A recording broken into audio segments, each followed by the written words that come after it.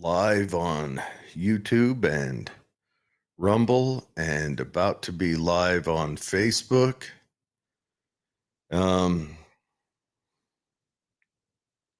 Okay. All right. Political head trauma here with KMMU. That's MainStreetMediaUtah.org. If you want to go and check out the site and the other shows I have, exciting things happening. It's kind of local internet news, politics, information, whatever. But anyway, so Holly is late tonight, so it's not the exciting kickoff that we usually have with Holly. Holly had a family emergency this week, and it's been an ordeal for her. So if anyone is personal friends with her, reach out to her with condolences and everything else. But tonight we have on Cole Kelley. He's a returning guest. He's running for USBE 12. That's Utah State Board of Education 12. And he is just going to come on and lay out again kind of his goals and his mission with doing that. There's a little bit of news to talk about, but I don't know if we're going to have a huge opportunity to dive into it much tonight. So maybe we'll have to try to put together something else in the next couple of days. It is a range weekend this weekend, so I'm excited for that, and hopefully it goes well. Everyone that shows up should enjoy it. Be a good time. So without further ado, we'll bring Cole in and chat with him. All right, Cole, how are you doing? I'm great. Thanks for having me on. Appreciate it. Oh, it's a pleasure. I really enjoyed our last conversation we had. I was in and out of a baseball game last time we talked, and I felt really bad. So nothing to feel bad about. Yeah, excited to be able to sit down and hash a few things out. So yeah. So what county are you running for? Well, you're running in District 12, but what county does that include? Yeah, so it's kind of an interesting cutout of the state, but it covers in Utah County. It covers Vineyard, Orem, and Linden, and then there's a sliver of Pleasant Grove, and then it goes up to Wasatch County, Duchesne County, Uinta County, and Daggett County. So it goes skinny across and then shoots up high, huh? Yeah, it's kind of a rectangle. It's kind of a rectangle east of Orem. Okay. Yeah. Okay. Hey, so you're okay. Let's lay out who you are. You're a teacher, correct? I am. I teach currently at American Fork High School. I teach financial literacy, which is a class that basically teaches kids about money. Basic financial, personal finance concepts. So. Yeah, which is interesting to me. That's something they didn't have when I was in school, and I wish they would have. You and me both. Yeah, and most of the parents, I've told the kids, most of your parents are going to say that, right? Man, I wish that they would have had this class when I was young. In Utah, about 17 years ago, our state legislature, they looked at Utah was the highest bankruptcy state in the nation, and really, yeah, the percentage of filings for bankruptcy in Utah was higher than any other state. I wonder I wonder if they got down to like a root cause for that. I share a couple philosophies, but one philosophy is that I think sometimes in Utah we try too hard to keep up with the Joneses. And we see that the Jones family has a boat, so we got to go out and get our boat. And I tease the students all the time that the Jones family, teenage kids have heard from their parents oftentimes, if your friend jumped off a cliff, would you, right? And in Utah, the Jones family's headed off this cliff called bankruptcy, and we just follow them right off the cliff, And so I think there's a little bit of that going on. And I think the other thing that we've got to keep in mind is in Utah, there's a high population, obviously, of LDS folk. And if you're going to take 10% of your income and donate it to a church, I think it's great. I think it's a noble cause. But just know that you have 10% less to spend. That is very true. I wonder if that, I mean, I don't want to disparage the church, but I wonder how much of that plays into it. The loss of that's a substantial amount. 10% is Sure. no joke. Well, part of what I explain is that when banks and credit unions or lenders are looking at things, they're looking at national averages. And when they're looking at debt to income ratios, they look at what the average person in the country is doing. And the average person in the country doesn't take 10% of their income and donate it, No. So No, and it's crazy in times like these right now where the nation is suffering through inflation. The prices of everything is up. Wages have gone stagnant since, well, let's be honest, since the late 70s. Yeah. But it really, it's really reflected right now. Hats off to the people who give 10% of their income to, a charity, a church, everything else. But that's got to be tough to keep up with. Yeah, I mean, I think it's a discipline thing. I think it's, like I say, I think it's, if it's something that's important to you and you value that, I think that's great. But just, you've got to make sure that you recognize that and make sure you budget for it. Yeah. You've got 10% less to spend than the average person. So yeah. Do they fall into that theory of take on the debt and you'll grow into it, I guess? Man, you'd have to ask the people filing for bankruptcy. That's a great question. Well, that's how our government lives. Why wouldn't they dive in on that same? Yeah, fair enough. Maybe they've learned from our government for sure. Yeah. This won't ever catch up to me, right? Right. Good luck with that, guys. Good luck. Yeah. It's I mean, look at our government right now. What are we? 35 trillion. Yeah. How many commas is that? That 4 commas? Too many. I haven't ever counted the commas, but that's insane. Yeah. But anyways, there's a video. This is a fun thing to do, and the video is it's back like in, I want to say it's like 20. It was 2014, maybe 2012, somewhere around there, that Tony Robbins did a video where he kind of shows you in stacks what $1 million looks like, what $1 billion looks like, and what $1 trillion looks like. And it's crazy what how much $1 trillion is. And it like goes from like a stack of $100 bills. $1 million is like a 6-foot high plate of $100 bills. Then you go to a billion and it's like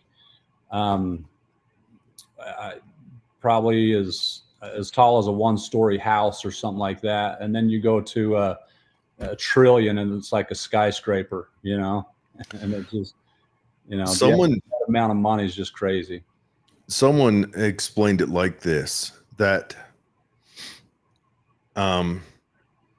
seconds since Jesus was born is less than $1 trillion. Yeah. And in fact, Tony Robbins does it in seconds and minutes too. Yeah. Reflect on that. Yeah. Seconds since, 2,000 years ago. 1 trillion seconds is over before Christ. Yeah. That's insane. But yeah. So you won the Republican nomination for USB 12. I did. Yeah. So I ran. The incumbent is James Moss, and he'll be finishing out his term. But I was able to upend an incumbent, a Republican incumbent, and so now I'm headed into the general election. I do have an opponent in the general election that's running as an independent in the race. So okay, and How stiff is the race? Is it very competitive or?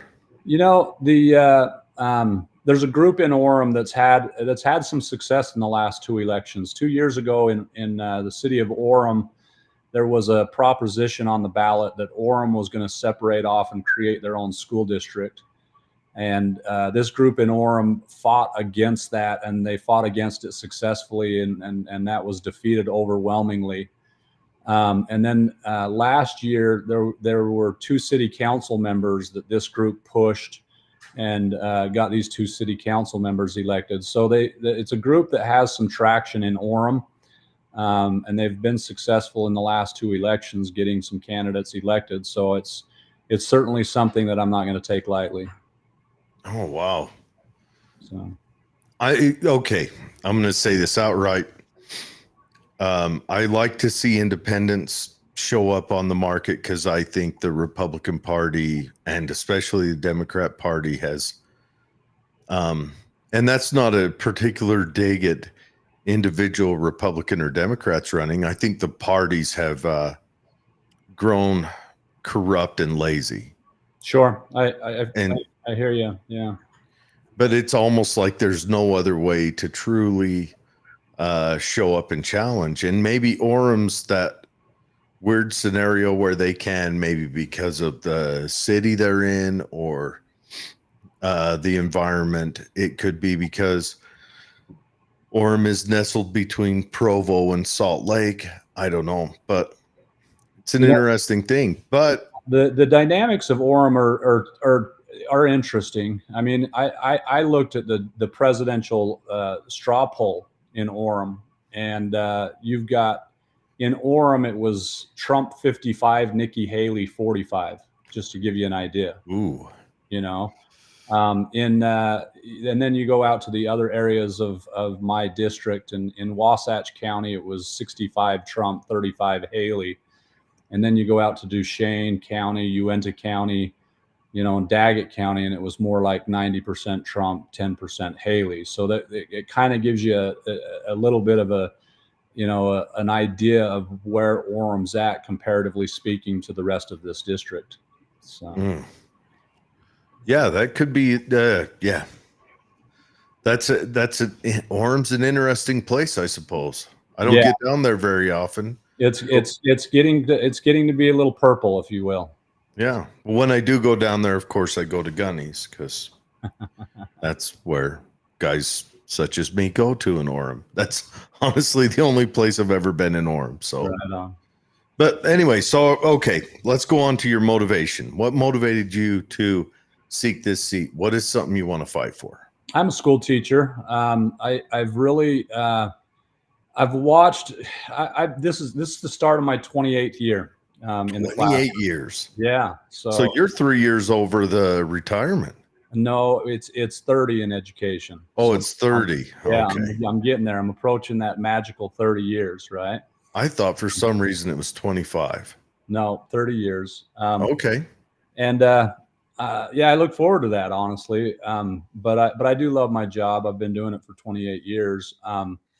And I've watched the gradual decline of education over those 28 years. But what really prompted me is the last 4 years, it hasn't been gradual at all. It's really been alarming at some of the progressive policies that are being pushed into our schools and that are seeping into curriculum.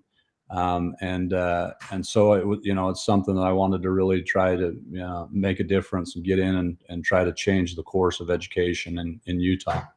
What are some of those progressive policies that you're noticing that? Yeah, well, I'll give you this one because I think this is the thing that I'm really struggling with in education right now. But the idea of everybody gets a trophy, right? Mm-hmm. And I feel like right now in education, we're pushing kids through the system, and we are the statistic that you're going to hear administrators brag about over and over again is graduation. Hey, our graduation rate in this district is 92%, or hey, our high school has a 95% graduation rate. And And my struggle with that is, okay, the graduation, I think, is an important part, step in the process. But as you've moved through the system, what did that student learn? What does graduation mean at this point? So they're getting that degree, and what do they know, and what have they learned? And I feel like what's starting to happen, and COVID accelerated this in a lot of ways, but we're pushing kids through. We're graduating them with very little concern about what they're actually learning as they move through that system. I could see that being a problem, especially where they took the trades out of school. So that means it's not like the student failed English but did okay in carpentry or welding or any of the ag stuff and can fall back on that. This student enters the world at below step one. Mm-hmm. Yeah. Yeah, and that's what we have to consider. We have to consider what when we're issuing that diploma, when we're issuing that that graduation certificate, what is that student ready to do? What is that student capable of? And I feel like right now there's a lot of students that we're pushing through the system that really aren't ready for the professional world. And you ask a lot of employers out there, and I mentioned I teach financial literacy, and a big part of what we do is we kind of talk about careers, and and I'll bring in some guest speakers, and showing up to work on time, when you're at work, having the discipline to put your nose to the grindstone and get some things done. Right now, we've enabled kids to the point where they don't know what work is, and they don't know what discipline means, and so they're just being pushed through the system with very little regard for really not only just knowledge wise what they're learning, but the habits we're developing, and the things that we're teaching. Because if we're just giving it to them, what have they learned in the process? Yeah. Oh yeah, I could definitely see that being a problem. Does your classroom include any like how to write a resume, how to look for jobs, how to apply for jobs, how to interview? Does it include things like that? Yeah, it actually does. Yeah. I don't focus a ton on resumes in my class, but it is part of our curriculum. But yeah, we kind of focus on. I mean, one of the things that I teach in my classroom is the difference between an hourly employee versus salary versus commission versus owning your own business, and some of the positive and negatives of each one, and what are some of the risks of being a commission employee or a business owner. And if you're on salary, what does that mean, and what are the disadvantages and advantages of being a salaried employee? And so we kind of go through a handful of those things and try to make sure kids understand, the risk involved. That's good stuff also. Yeah. Yeah, that's something that I think, and well, I also think it's missing up here in the school district I'm in, and that may be because of size. The bigger the school, the more interesting classes that can be offered. I grew up going to school in Grantsville, and that was pretty much the interesting extras were all around agriculture. And they didn't have much of a financial literacy. We got resumes splashed in a writing or English class, but there wasn't a financial literacy class. So in Utah, it actually became a graduation requirement. Oh, really? Yeah, 17 years ago, it became a graduation requirement, and that was a good thing. I actually had the opportunity to work with our state auditor, John Dougal, at the 10-year anniversary of financial literacy being required for graduation in Utah. We conducted I wouldn't call it an audit, but it was a report that we compiled that looked at, is this having an impact on adulthood and behavior as adults with the kids that have taken this class. And was an interesting, find. It was interesting research, but it is having an impact. We're finding that when we polled students who had taken the financial literacy class in Utah, and then we polled students from other states that didn't offer it, and we compared the results of their financial knowledge. And the Utah students far exceeded the other states that weren't offering the class in terms of, some basic financial concepts. So decisions made. No, that's outstanding. yeah. Because Utah's a fast growing state. Yes, it is. Yeah. And that probably supports Utah's growth. Yeah. No, it's been great. One of the things that audit or that report, when we pulled that together, found though, and this is to your point, if there was a classroom teacher that was dedicated to teaching the subject and teaching the subject well, the students did well. The students were showing a significant, increase in knowledge in the subject matter. There's a lot of schools we found where the principals didn't take the subject seriously, and they were using the class as a filler to fill teachers' schedules. So they'd have 12 different teachers teaching one course of the class with no expertise in the subject, and the students from those schools were really being robbed of the knowledge that I think is critical. So that's an interesting thought. So just to see if it's if a teacher has a free period, say in whatever period, so the principal just throws them in there. Yeah. Just to fill their time. Yeah. Here, take a course of this, take one class of this, because you've got, in order to be a full-time contract, you've got to have 6 periods, right? And so maybe they were teaching 5 of one subject and they couldn't quite fill the 6th subject. And so, hey, this class is required for graduation, so let's give you one of these, How hard is it for a school financially to get the funding or whatever to hire a dedicated teacher for that class? Well, and it's just a management tool that the principals have got to just learn how to manage. The way that it works is FTEs is what they call it, and that's a full-time employment, right? So a school is allocated a certain number of FTEs, and then the principal at that school kind of has to allocate those FTEs amongst the staff to figure out, who's going to get the full-time employment and stuff like that. So at my high school, there's 2 of us that's what we do. We teach financial literacy, and I'm at a 6A school, so one of the bigger schools in the state. But a lot of the schools have a dedicated financial literacy teacher that is proficient in the subject and doing a good job of teaching the subject. But there were a handful of schools that we were able to identify in that report that were really not taking the subject matter seriously, and their students suffered as a result. That's all. This stuff is stuff I had no idea of. Yeah. So as we talked before this, right now,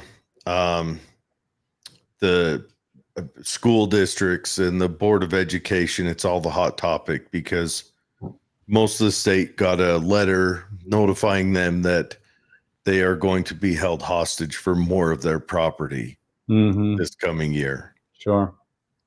And up here in Tooele, we have a cathedral, if you will, being built, oddly enough, right next to a temple and behind a Home Depot.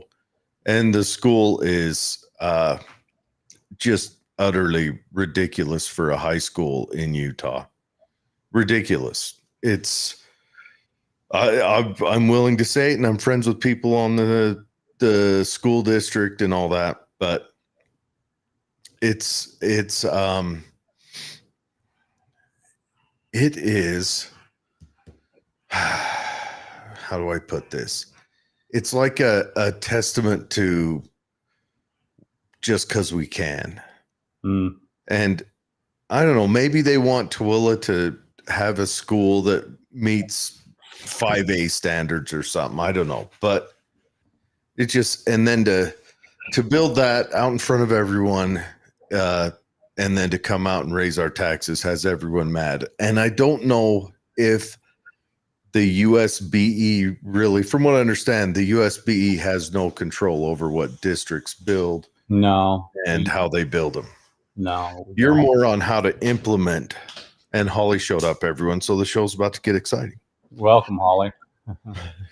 She can't hear you yet. She's got to put her headphones on and turn on all her stuff. But it's really kind of a testament to I don't know.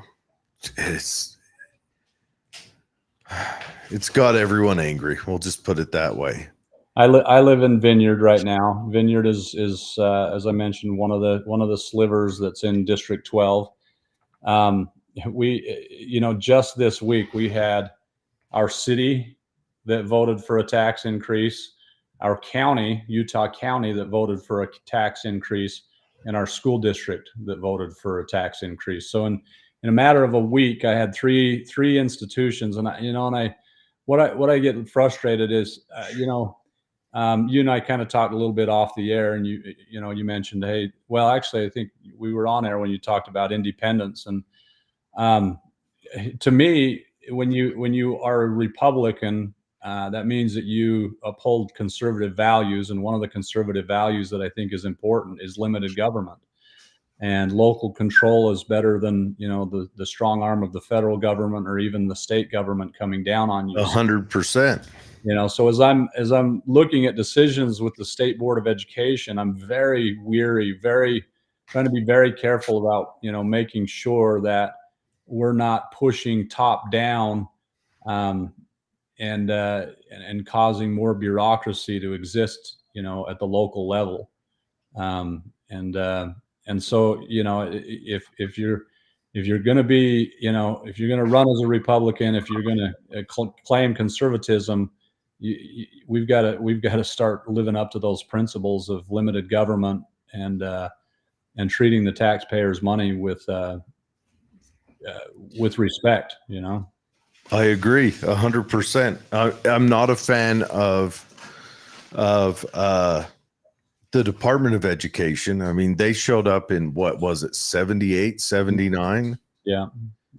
And yeah. And every year after that, the cost of education increased and the outcomes decreased. Correct. Yeah. So and that was just, you've seen a lot of things come from the Department of Education that really, the beauty of the United States of America is that we have 50 different experiments going on, right? And so if we see Colorado do something that we like, then as a state, we need to look at how Colorado's doing this, and we need to look at how they've done it and how we can adopt it here. But with the federal Department of Education, a lot of things have been standardized, and a lot of things have, and so when you're, in Utah, we on a national level, we do pretty well in our schools. But it's like comparing the Bad News Bears to the Bad News Bears, we've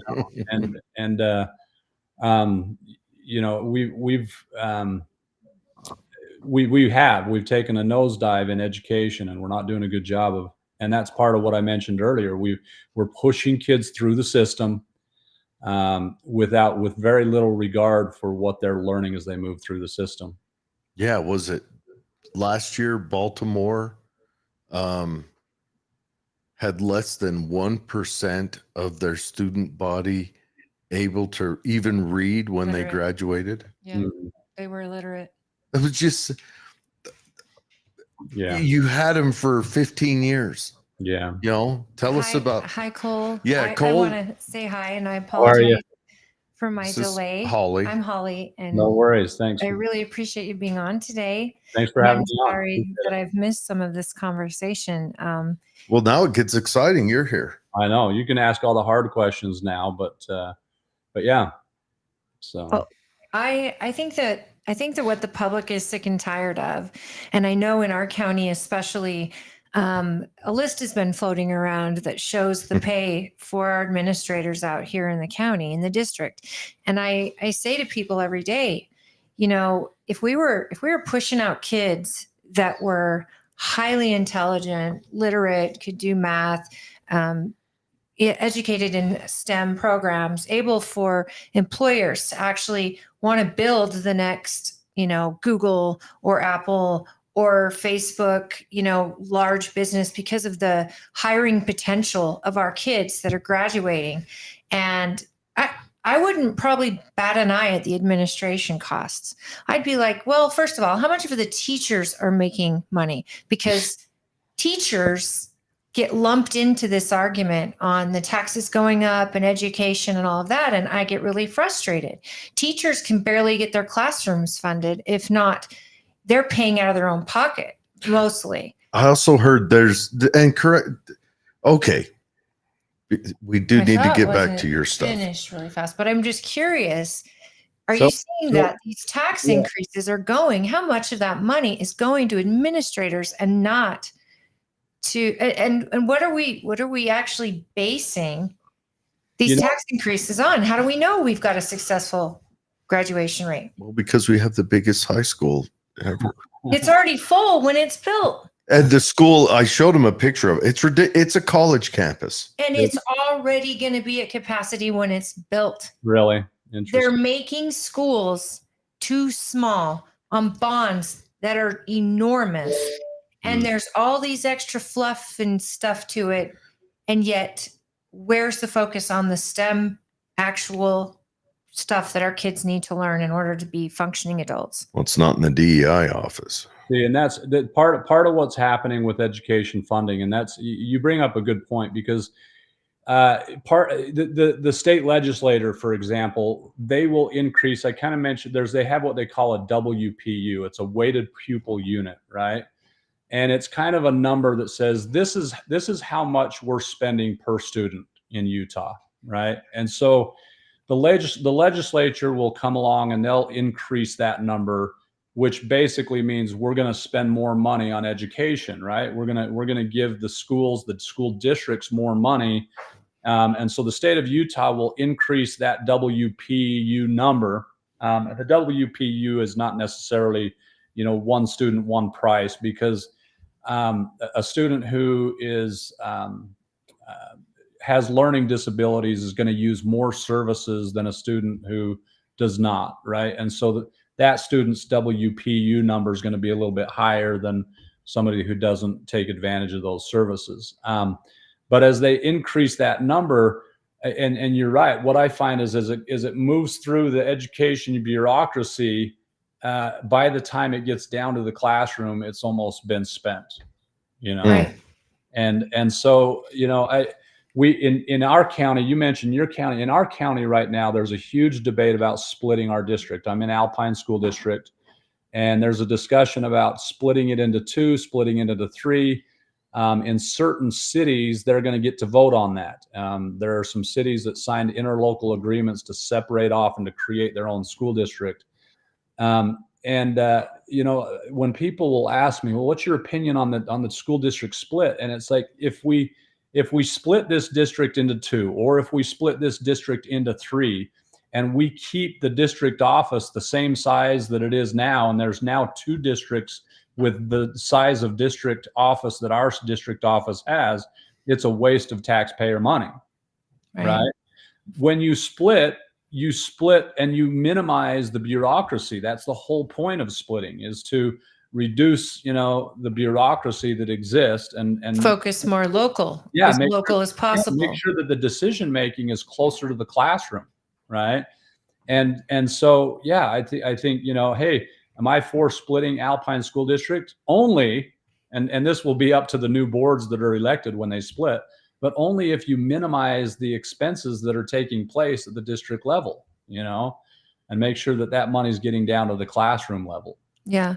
How would that be? I have I heard this from a friend whose wife is a teacher, that this year they changed the pay to set up a classroom. I don't know what it's called. It may have a technical name. That if you have, what is it? Between 1 and 15 students, it's $50 or whatever. And then if up to 20, it's $100. And I'm thinking to myself, well, what do they have to do to set up a classroom? And I guess it depends on the class. Some teachers probably really struggle financially to set up their classroom. Yeah. Hmm. So who? And, well, I I'm just think sorry. the setup of a classroom should be just done by the school. Yeah. It shouldn't be a teacher's prerogative or punishment. Well, I mean- I would venture to guess that your friend that she's an elementary school teacher, Uh-huh. and those elementary school teachers, they put a lot of time and effort into those classrooms for sure, because there's they have those kids all year long, the same students, and they've got to come up with a variety of ways to make They sure like that to decorate their classes, and I get that. I mean, my kids at school, the teachers do really great stuff in their classrooms, and I get that. But I think there should be some sort of an allowance that is given to teachers, so they're not coming out of pocket for school supplies or copies or the basic needs. If they want to put wallpaper up or something, I could see them paying their own way. But And just to clear that up, the state actually does give every teacher and it's like $300, but they give them an allotment of money to say, and they call it the legislative funds. And so every year I've got about $300 that I can spend on decorating my classroom and doing things like that. So that's if good. you're a new teacher, they give you more. So if you're a brand new teacher coming into the classroom, you do have some funds to set things up. So Well, you may need a globe, or you may need some maps, or you may need, depending on the class. So you're running for 12? USBE 12. Yeah. Well, I just want to take a minute. What is your classroom decorated with? You got some Hayek, some canes. Do you have the Black Lives Matter flag? I teach a story about Rich and Abel in my classroom, and Rich and Abel, it's Rich basically does a good job of managing his money, and Abel doesn't. Okay, and so I kind of outline Rich and Abel and show the differences in how they spend their money. They make the same amount of money, but they spend it differently. And the biggest difference is that Rich saves money and Abel does not. And then with my students, we kind of talk throughout the year really about how, here's how Rich is benefiting from this decision, and this is how Abel suffers. So my room's decorated with the story of Rich and Abel. That's brilliant. You're teaching kids. There's a test they did with kids. They suggest you do it with kids often, where they'll have two little kids, or they'll have a child, one, and they've got the Oreos sitting at the table, and there's like two Oreos, and they say, you can have one, or you can eat both now, or what is it? If you take one now, but if you don't, and if you just leave it, you'll get all the Oreos. Yeah, it's called the marshmallow experiment, right? Yes. They first did it with marshmallows. Okay? I did it with both my kids when they were little. How'd they do? One did great. The other one's like, yoink. Oh.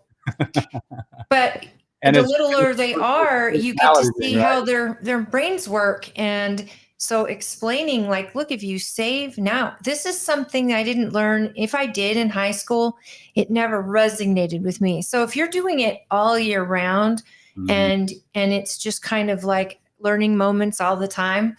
Oh, well, what would Rich do in this situation? What would Abel do in this situation?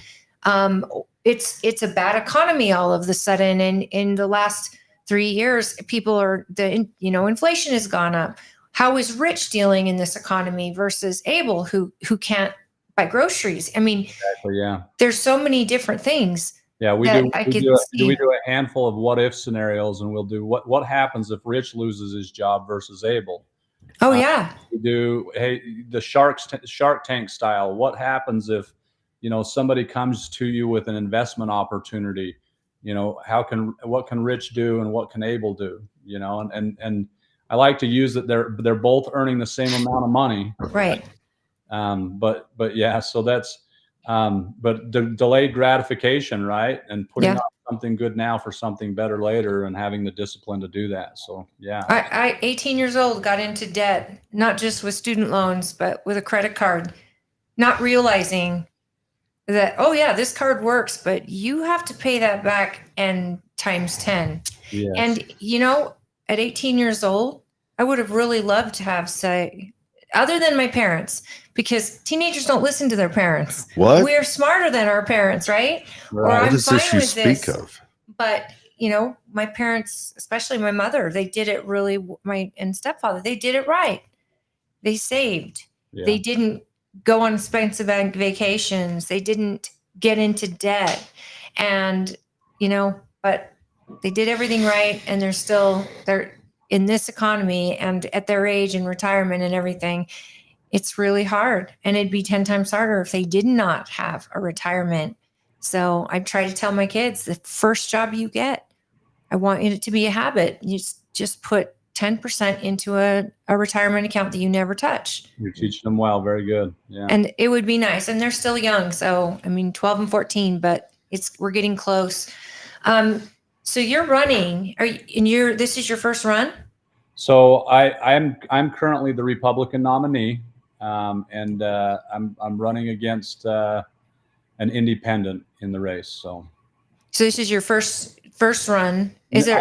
I ran for the Alpine Board of Education 2 years ago and lost to an incumbent. Okay. So is this independent an incumbent, or is the seat open? I beat the incumbent in the. That's huge. Congratulations. Mm-hmm. Thank you. So, you must have a great message. Well, thank you. Yeah, it was a great victory. I won at convention 75-25. So so it was really close. Yeah, right. It's so rare. See, folks at home, there's a few things that I learned through being involved in politics, and that is, you never see a 75 at a convention. When you do, it's really remarkable. So you savor that as a candidate, because you obviously reached something with your delegates, and that's amazing. I'm a big fan of the caucus system, and that's why I had just over 200 delegates in my district. I talked to every one of them. Good for you. Personal conversations with every one of them and made sure that they knew exactly where I stood on the issues. And that's where, I think, the caucus system's being attacked right now. I'm frustrated with the attack on it, because I think it's a lot of half truths. And one of the things that I think is important is these delegates were elected by their neighbors, right? Absolutely. And so they represent their neighborhood. And so as I'm reaching out to these individual delegates, they're vetting candidates, and they're spending a tremendous amount of time talking to candidates. And it was hard to get their attention and to get their time, because there were so many different races. There was a race for governor. There was a race for the open Senate seat. That there was a race for the open Congress, U.S. Congress seat, and an auditor, and Did your county chair help you to arrange get-togethers with your delegates? Our county party was outstanding. Excellent. In county, yeah. Christy Henshaw, has done a phenomenal job in Utah County with the Utah County Republican Party. So. I love to hear that. I don't know if Jared told you, I'm the chair here in Twilla County. Good for you. Yeah. And so it is a lot of work that we try to get, but our whole goal, and I'm a state delegate, but our whole goal is to make sure our voters get in front of every candidate. We're not trying to pick favorites. We're trying to educate the voter. And that's what Jared and I do on this podcast. We want to just get people in front of our viewers, any party, just because we would rather have an educated voting base out there, knowing who is out there on the ballot. So a lot of people also, and I was going to go on, as delegates understand, but they don't. I think what I learned in the beginning is I don't think a lot of delegates realize what the job of school board is. They're misinterpreting what between your job is to set the standard that is given to you by the legislature, a legislature that you work closely with or not, but whatever that vote comes down after session, your job is to set the standard for local school districts to follow or interpret. Now, what I also learned as a delegate is how little I know about my local school board Mm. and the power Yes. that they have to, and it's not a partisan race. Therefore, I'm not spending all this time trying to get voters in front of them. I don't even know many of their names. Yeah. Now, Matt Hymas, who is our nominee, Yep. is also the principal of my children's school. Okay. So I knew him, and I also know the standards, and they're at a charter school. So I know the standards that he at the charter had put in place. My kids are living by them. Sure. But so I'd never had to really understand who my local district. Well, now my son's in a public high school, and I'm learning real quick. That is so important, because what people don't realize also is your local school board gets 75% of your taxes, your property taxes. Yeah. And so knowing who those people are, which Jared and I are trying to get them on the show. And if you're watching and you know who they are personally, please have them get in touch with us. We want to give them a platform, whether they're incumbents or not. We want to get to the bottom of what's going on, but more importantly, who we choose for school board is, so the state school board to me is highly important. And the fact that you get people with the platform like you have and the popularity that you had with delegates, that tells me more about you than I even have to ask. Well, thank you. Because I'm seeing delegates are looking to get the focus out of social justice. They want the focus out of these other matters. They want the focus of education for their kids, and accountability and transparency. And we need a school board that is going to do those things. The state of Utah, the largest percent of the state budget is education, right? Yeah. And when, I get a little bit frustrated. I get it. I understand it. But I'll go to a lot of these meet and greets, and the school board candidates maybe get snubbed for the congressional candidates or the Senate candidates or the state house races and things like that. And it is something that it's like, why am I running for the State Board of Education? I honestly think this is where I can have the greatest impact on future generations in the state of Utah. But it doesn't get near the attention that maybe some of the, and I'll call them sexy races get. I was just going to say that. Sexy. Yeah. It's not sexy. Yeah. And I mean, so, hey, I'm a huge fan of Mike Kennedy. I think Mike Kennedy's a great candidate. Excited to see him, be a representative for Utah in Congress. Oh, he's a really great guy. I'm excited for him as well. But J.R. Byrd was a great candidate. He was running against Kennedy, and I thought those were two guys. It's like, man, either one of those I think will do a tremendous job representing the state of Utah. But the decisions that our state school board is making on a day-to-day decision has more impact on our kids in our schools than anything those guys will do in Washington. So true. Hands down, especially in Congress, because when was the last time Congress did their job? Well, and in Congress, the purse strings in Congress are astronomical, and the debt is horrible. But Utah is a well-run state, and with all the money going into education, we should be seeing our kids. It should show in our graduation rates. It should show in our ability to hire these kids and the jobs they're getting. Well, what it should show is, I remember when Governor Herbert gave his address one year, and I told you this a few times, but he said, in the last decade, we've spent $6 billion on education, and we've seen an 11% raise in graduation levels. And the crowd just cheered, and I went, $6 billion and 11%? $6 billion. Yeah, and graduation levels shouldn't be the measure. The measure should be industry choosing to be built here or move here because of what we can offer as a state with our constituency. That's And one yeah. of the things that we kind of talked about a little bit, Holly, before you came on. I think right now the emphasis in education is too much on graduation, and we're Yes. not emphasizing what are you learning as you're moving through the system, right? And so we're, we have the pressure on administrators to graduate students is significant. That is the measure they're being judged by, is graduation.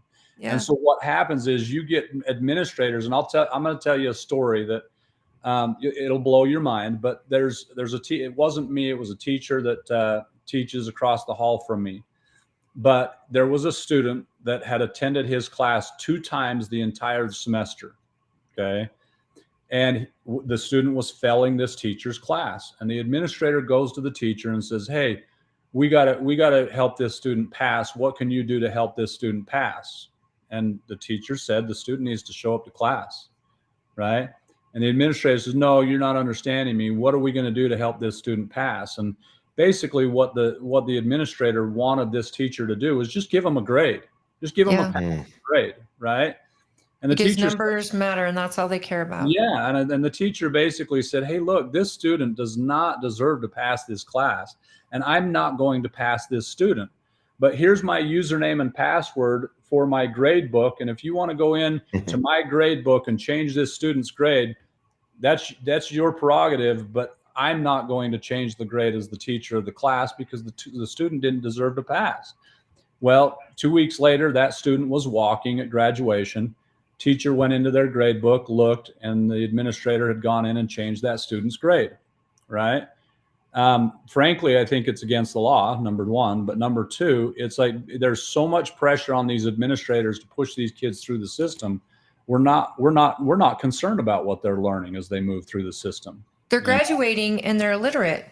Yeah, in Utah, that our graduating, the proficiency rates of our graduating class this last year of 2024 in English and reading and English, and this is grade level proficient.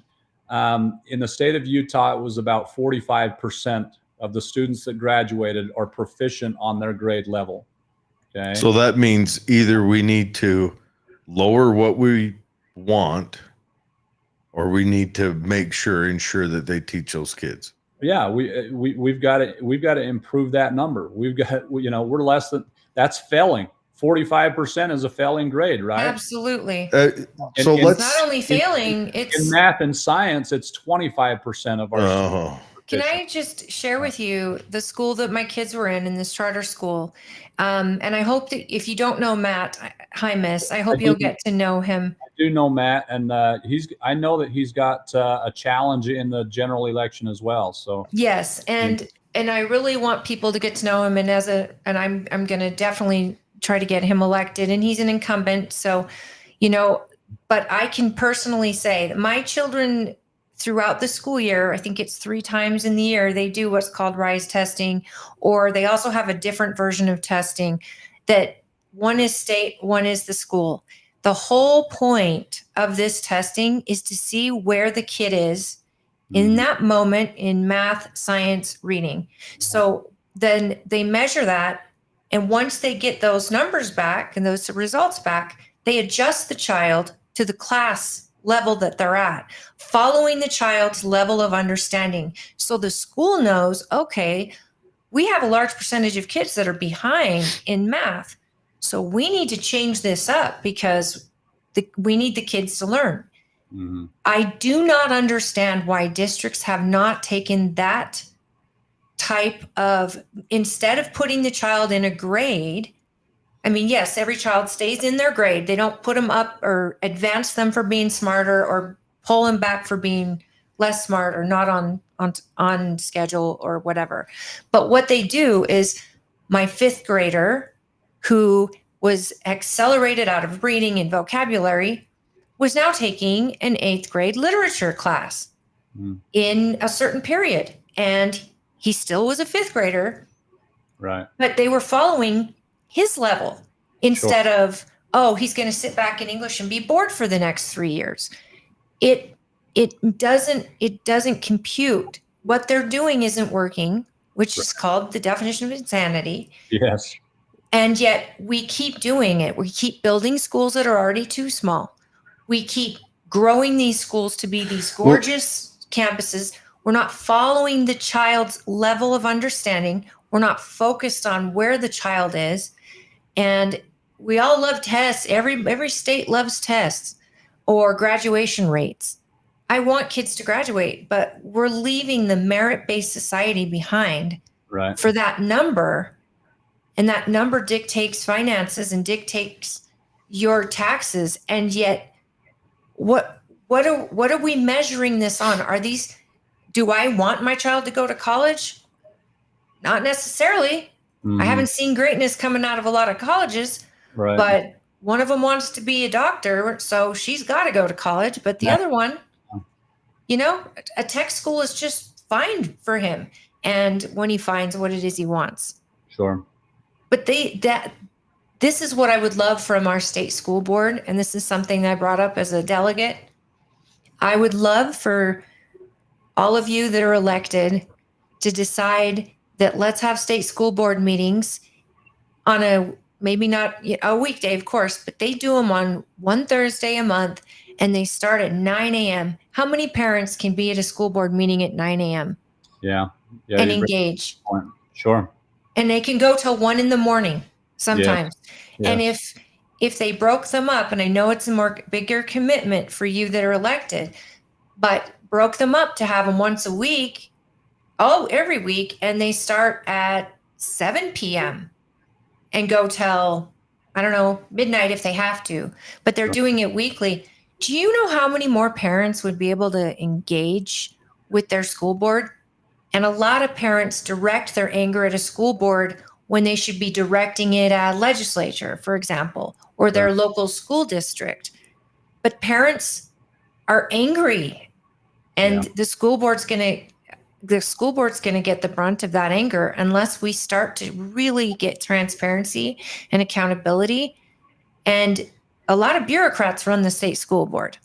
If we're being honest, there's a lot of the school districts. The bureaucrats are running everything. That's the progressive takeover of America. No one talks about it, but that's what it is.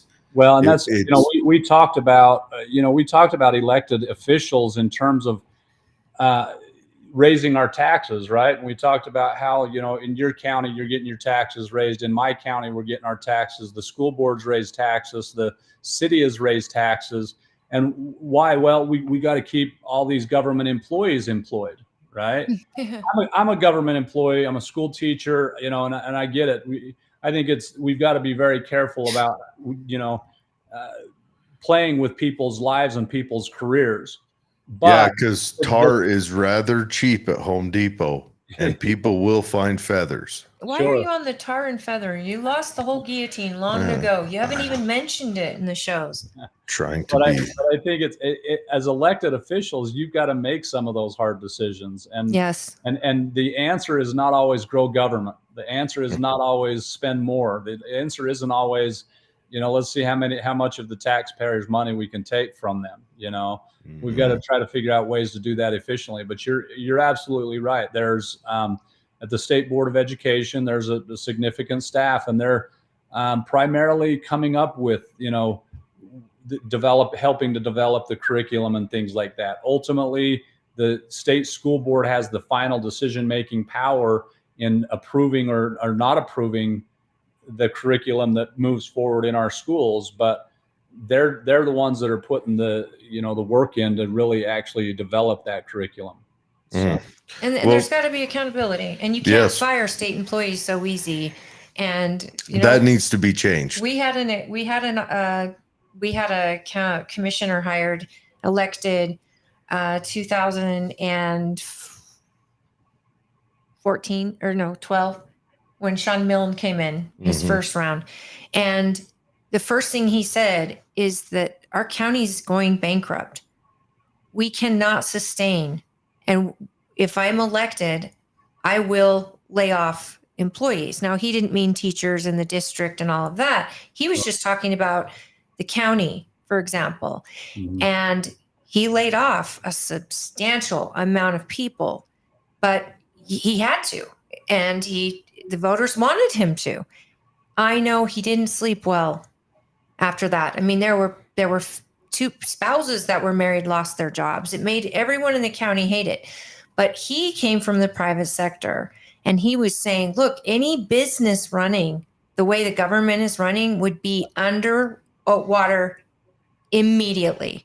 Right. We And have same with to- a lot of these school districts, right? Yes. And you have to run it like a business, and you have to look at that bottom line and make sure that that the revenue that's coming in can cover the expenses, and making sure that we're getting a good product for what we're doing. You don't create a good product, your customers are going to leave you. Well, our kids are the product. Yeah. And that's the thing. And if we're not offering the best that we can give, I'm not asking for, him and I talk all the time about these high schools and some of the stuff they add to them for aesthetics. And I'm thinking, why do they need this huge atrium and a fountain and all this stuff? Why do they need They're a tunnel there for a high to school learn. football field? Well, because football brings money. I don't care. I mean- It's costing us. Well, let me ask you a question. So Yeah. let's go to Fantasyland. You win. Oh, he's going to win. What type of plans, or what type of, how do you organize this change where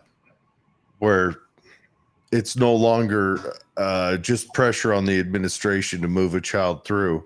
What do you fight for to make sure that the education is delivered to the child at the level they can achieve?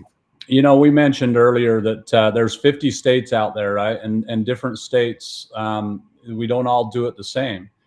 And there are some states that I feel like are doing it well in terms of their measurement and how they're measuring kids. And I'm a big fan, but Florida. I was going to say You know, Florida. yeah, absolutely. And what they're doing in Florida, they're doing some tremendous things in education, in education in Florida. And we can learn a lot of lessons from them. One of the, Colorado is not a state that I would certainly want to model, but there is one thing that they do well, and their measurement of progress is something that we need to take a look at. And in terms of measuring progress and seeing where a student is at when we get them versus where they're at when they leave us, and what kind of a job did we do as an educational institution with that student in the year or 2 years or 3 years that they were in our institution, right? And so we've got to make sure that we start following some of these models where we're doing a successful job of measuring the progress of the students when we get them versus when they leave us, and showing that, hey, this student made progress while they were in our school. Now, DeSantis, in his plan, was to take curriculum from the school board and put it back in the hands of the legislators, because those people have to answer to the voter in a different sort of way, which I don't know that I agree, because I don't know the actual details, but they wanted parents totally engaged in the curriculum plan for their local schools. Mm-hmm. Because who knows better than the parents? And there was a lot of people in the school board that were basically too communists. I mean, they had some pretty What? insane Communists in the people. public education system? I mean, Who'd have you thunk probably it? know. And DeSantis went, what? They're teaching this in schools to kids? Why? Right. Why? Right.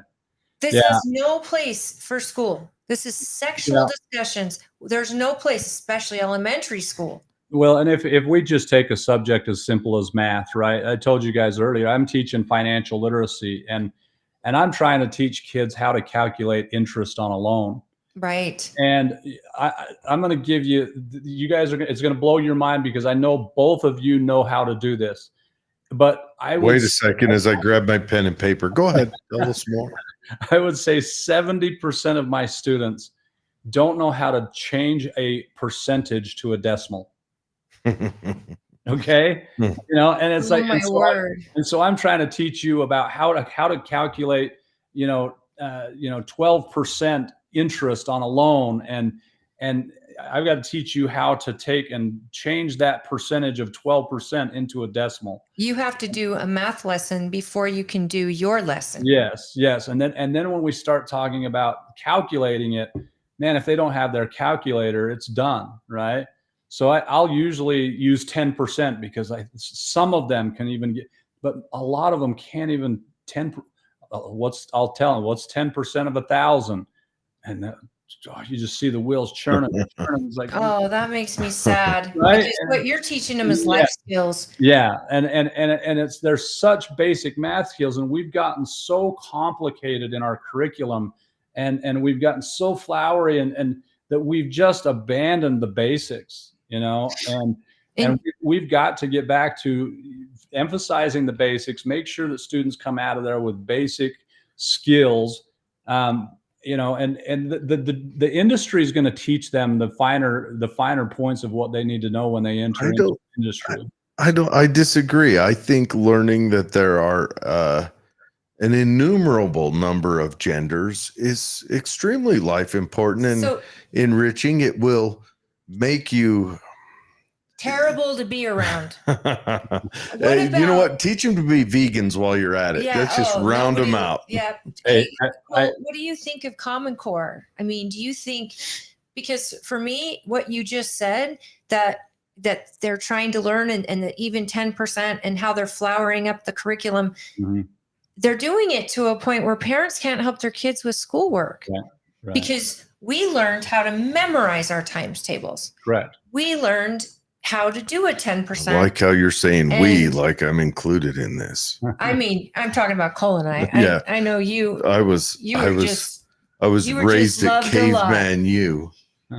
But you see, I think Common Core has kind of, they're trying, but I think it's causing too much stress on parents who can't help their kids. And there's too many steps in a process that just could be settled with memorization. Yeah, Common Core, and just some background for the audience in terms of Common Core.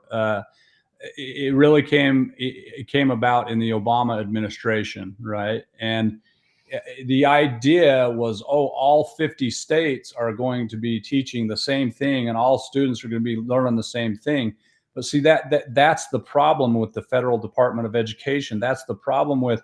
We mentioned earlier, the beauty of the United States of America is that we have 50 different states conducting 50 different experiments, and we learn from each other what's best to do.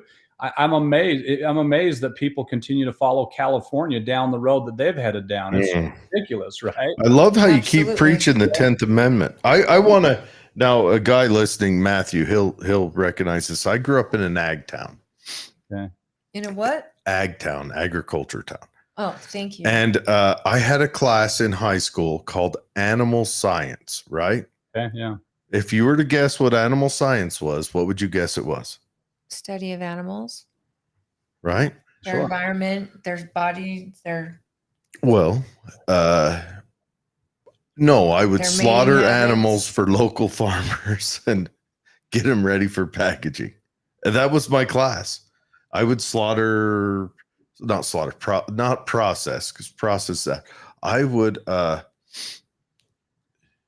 get ready for processing animals, usually about, depending on the time of year. So but you were learning a skill. Oh yeah, that keeps our country going. I learned a skill, but day.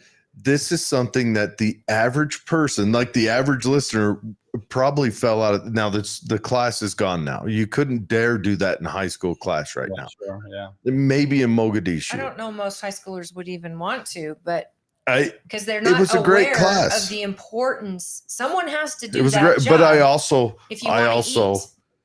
also spayed and neutered. I didn't do any of the females, but I also, is it neuter for the dogs? Yeah. The male dogs, pigs, sheep, slaughtered cows, sheep, pigs. You did this as a teenager? They give you like a scalpel and... Yeah. Well, you don't use a scalpel. Well, no, you did use a scalpel for the neutering, but yeah, we did. But that was an ag class, and I graduated in '94. Okay.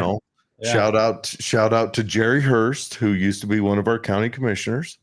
He was my instructor in that class. Wow. And That's you know what, life skills. I think I keep telling these kids that are my kids' friends and even my own kids, you might have a dream of what you want to be, but never tell yourself there's something you can't be, and always look for opportunities to learn something new, because it could change the course of your life. And you may learn something that, because economies get rough, marriages get rough, there's hard times financially, jobs you lose. If you learn a skill, even something like that is something you learned in high school that you knew how to do, and some kids stomach it, some can't, but that is a job you could go do if you had to, even if while you're waiting to build your dream. Yeah, it was interesting. And they had a whole little building dedicated. Yeah, Matthew jumps on and says, yep, vaccinate, cut, butcher, etc.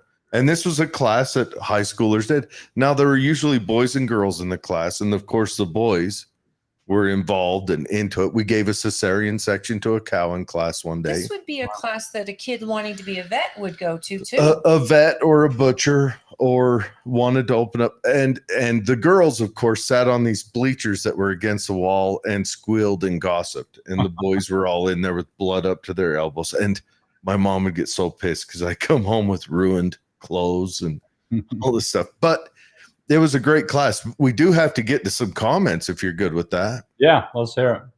All right. So.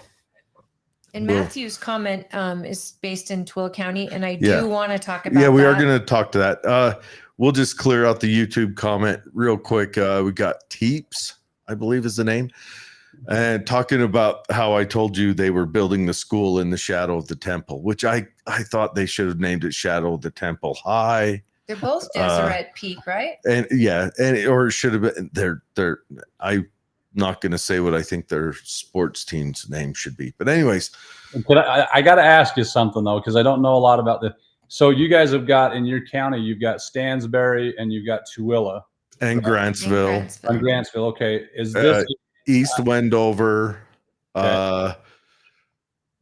Dugway has a high school and a junior high and a high school and an elementary, and it's so small. So will this be a new high school in addition to those? Yes. It's called Deseret Peak High School. It's in the north end of Tooele. And the reason it's there. Brand new. It's not even open yet. They're still building it. Will it take from Tooele and Stansbury, or? It's open to Tooele, Stansbury, and Grantsville.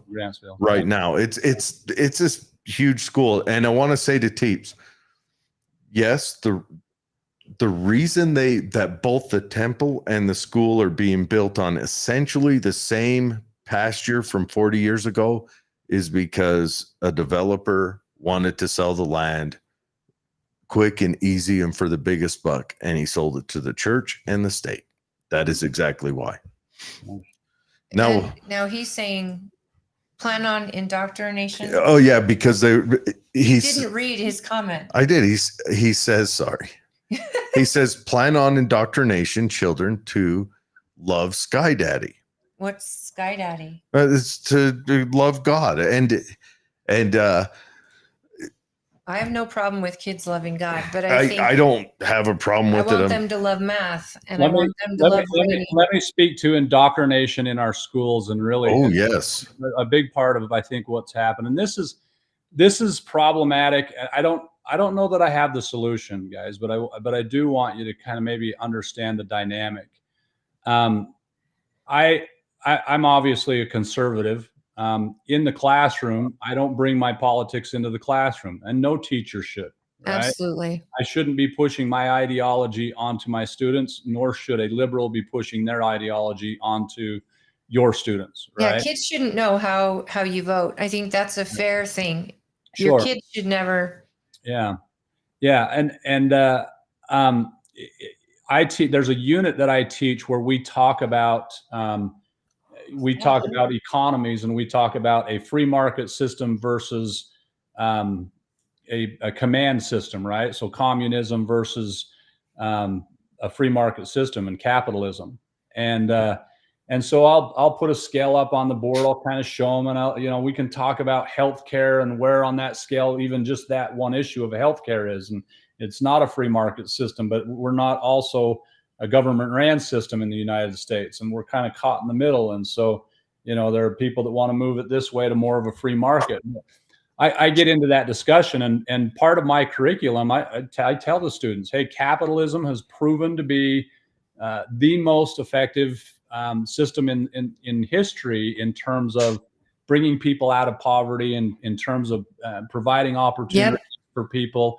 And and yes, that's a conservative thing to say, but it's also, we historically we can look at it and we can see that, hey, that system has worked. And it's the truth. And and do you tell them there's a difference between like crony capitalism versus 100%. free market capitalism? Yes, 100%. Yeah, and we're pretty good at crony capitalism in Utah. You don't say. Yeah, for sure. But when I say something conservative in my classroom, often, and I'll actually tell my principal, hey, today I'm covering this topic. Expect a couple calls, okay? Oh no. I'll get calls. Parents will call in. This teacher said this. Teacher said this. This teacher said this. And I'm simplifying it, but my liberal students have been taught to be offended. Okay? Absolutely, yeah. And they get offended easily, right? And so if you say something that it is in any way conservative, they report back.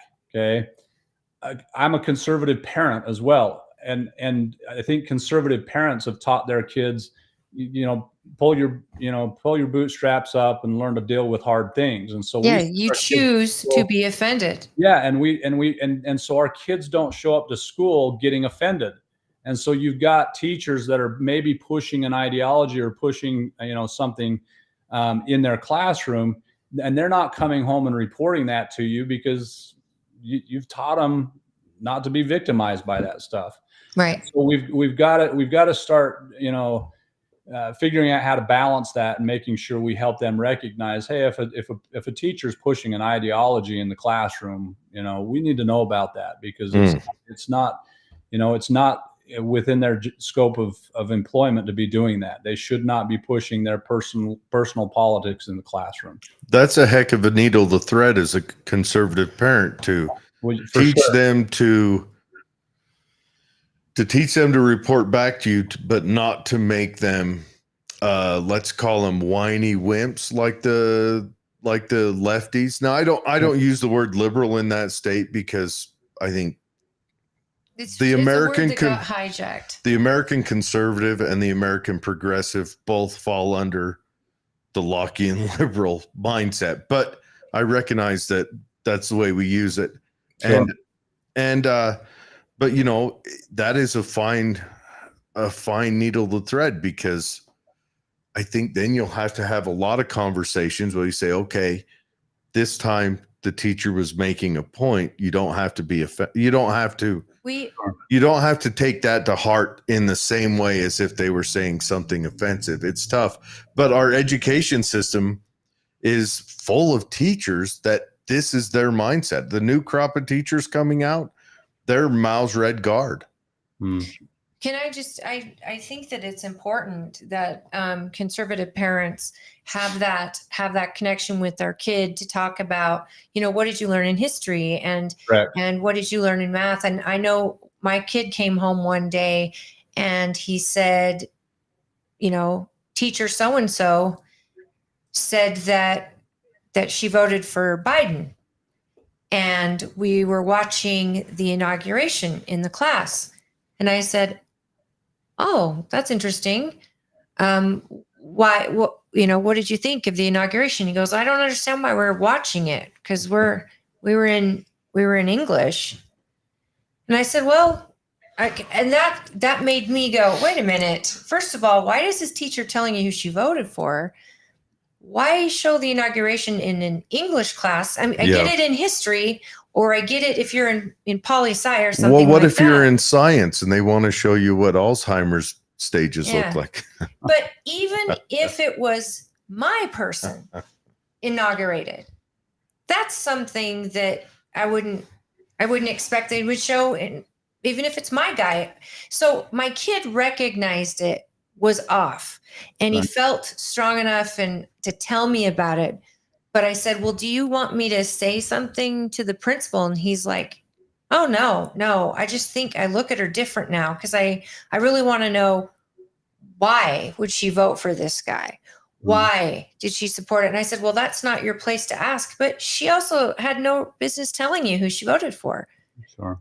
But Now your kid's got to look at her and go, "That's an if you have adult." if you have that mindset with your kids, they are not victims of anybody. They choose to be offended, and it's a lot easier to let it fall off the back than to get all worked up, because there's far bigger things in this world that you got to take a stand on. And you're right, there are parents who, I mean, I don't know what it's like for public school, but it was an open invitation. Oh, you're learning what it's like Yes, for public school I'm learning, this but year. I'm in the first few days in. But like in this school, it was an open invitation for parents to come in and sit during a class. They welcomed it. Her oldest studied knife fighting, I'm sure, like the best kind of knife jab to use, or we were in high school, you could take a gun class, or and maybe learn how to shoot.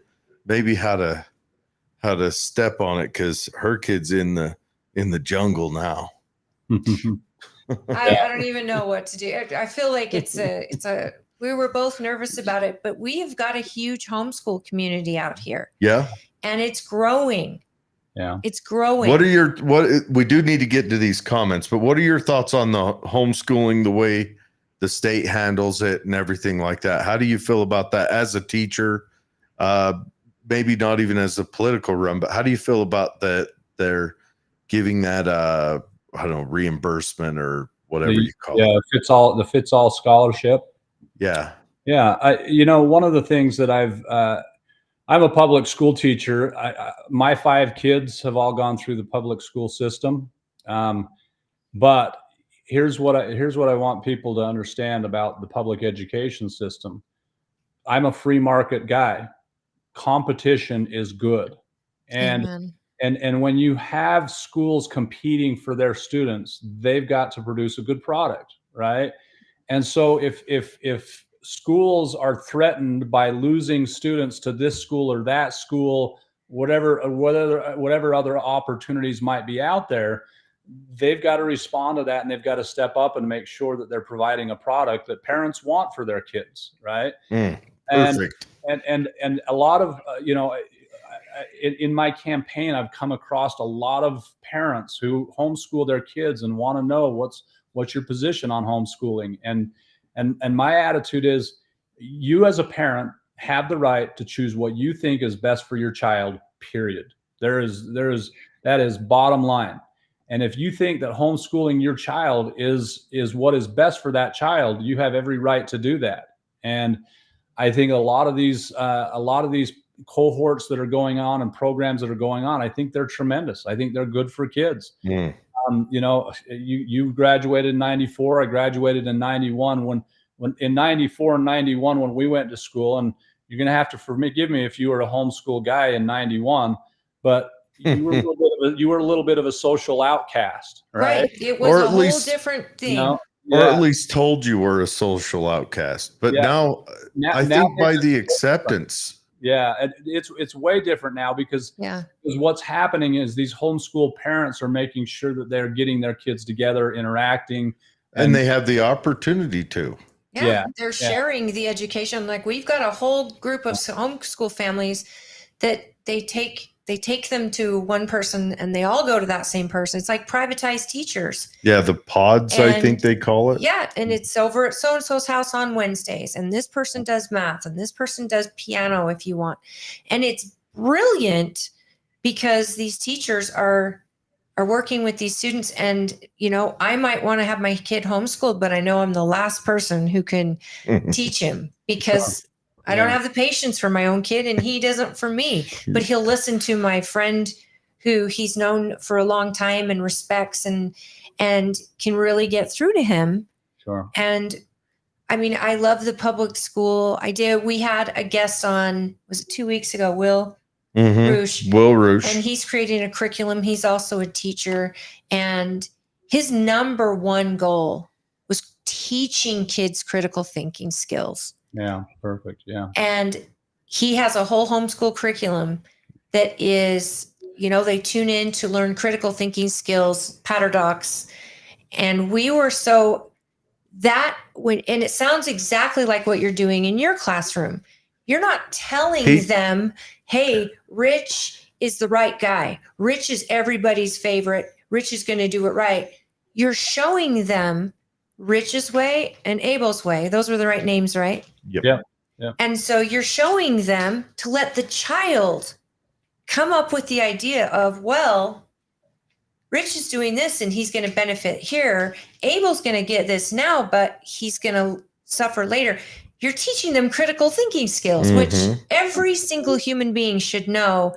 And we have an entire populace in this country that are so used to being told what to think that we've turned into sheeple.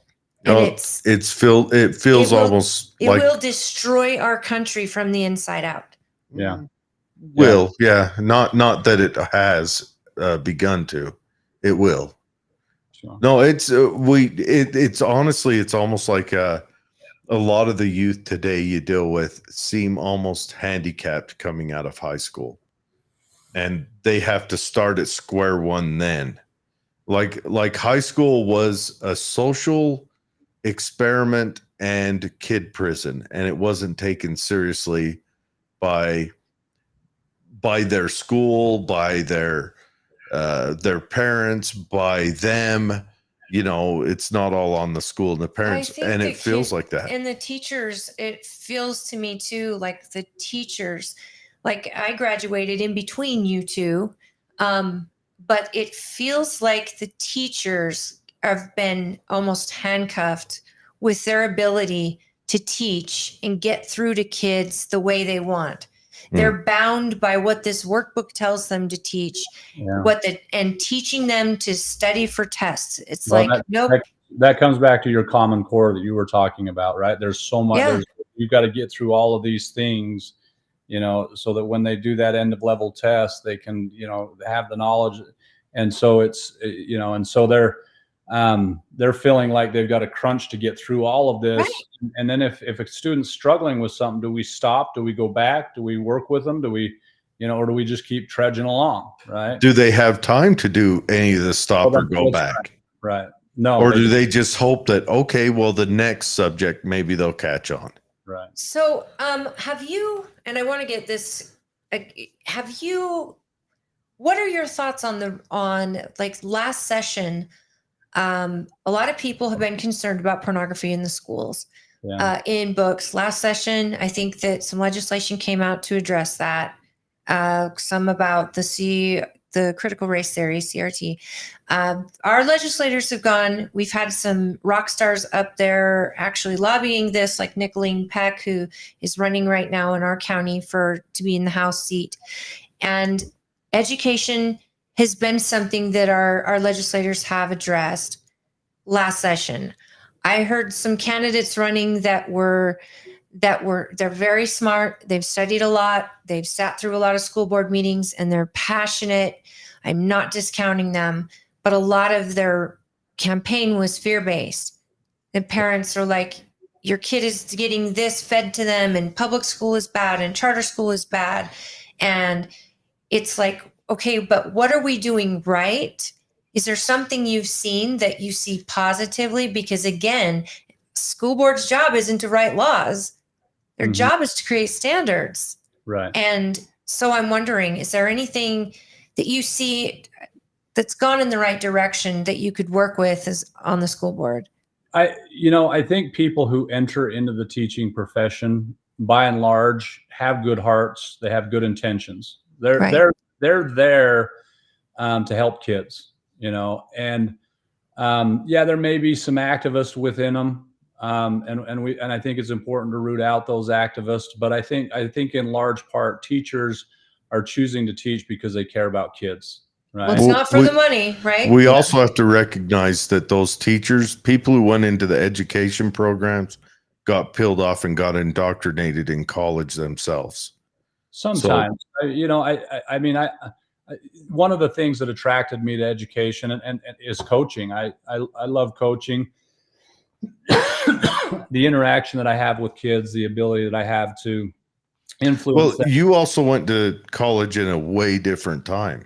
I did, but can I tell you, I was an English education major, okay, and I actually got licensed as a financial planner while I was going to school. But I was in a feminist English department at BYU, and those ladies. Tell me more, please. They did not like me. I promise you. Oh, tell me more about feminist English at BYU. Break it down for me. There was a teacher. If you want me to go into stories, but there was a teacher who, the class, we would go out and observe classrooms, and we'd come back together as a class and kind of discuss some of the things that we saw. But there was me and another student that would go out to this classroom, and we came back, and this teacher pulled this student aside and said, "Hey, how's it been working with Cole?" She's like, "It's been great. We've learned a lot from each other." And she's like, "Well, I know it can be difficult working with somebody like him." And she didn't really know who I was, right? And she's like, "Well, do you know him from past experience or something?" She's like, "No, but I know his type." Oh, great. Yeah. And she's like, what's that? So, oh, he wants to be a coach, not a teacher, right? And so she figured I was just this lazy, and so my fellow student kind of mentioned this to me, right? And said, "Hey, I had this conversation. I think you need to know about it."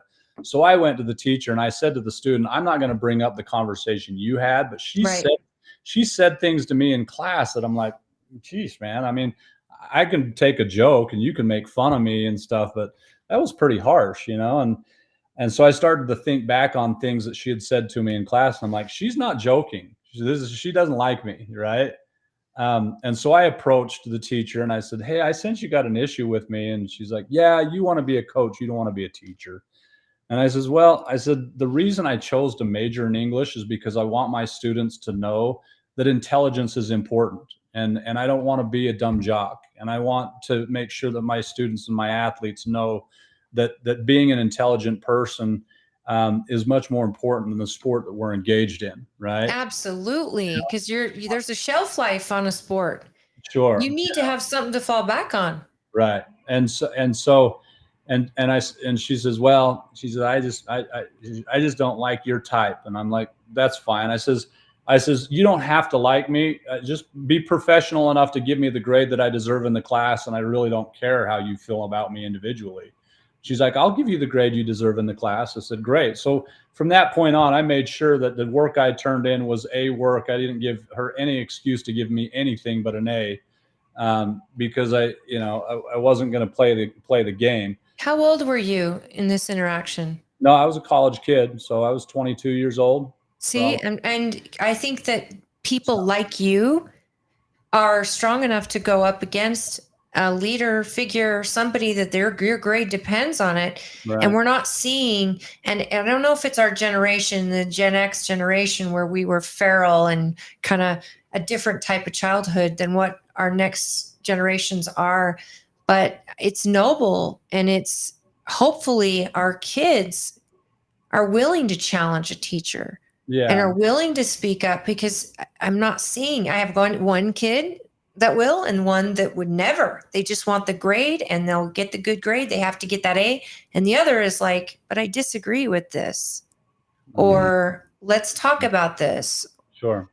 So I think that's impressive for your age. And I wonder how many college kids would do that now. Yeah. I mean, it was certainly, I mean, this was a class that got you into the program. Right. And so, yeah, I mean, it was important to me. And, but yeah, I mean, I certainly experienced it wasn't, it was BYU, but it was not in any way conservative. That's just hilarious.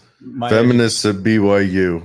Yeah, for sure. What do we want? To show our ankles. When do we want it? Now. And, I would think that high schools especially, and even junior highs, would want coaches that are smart, and they want coaches that are going to know sports. And because every high school wants to win games, and Well, every high school wants championships, and there's a lot of money in sports. We've got for comments. schools. We've got a comment at least that Let's hear it. Yeah. leans into that. But the first comment is, and it's from the same guy, but the first one is, what are the requirements to be a teacher in Utah?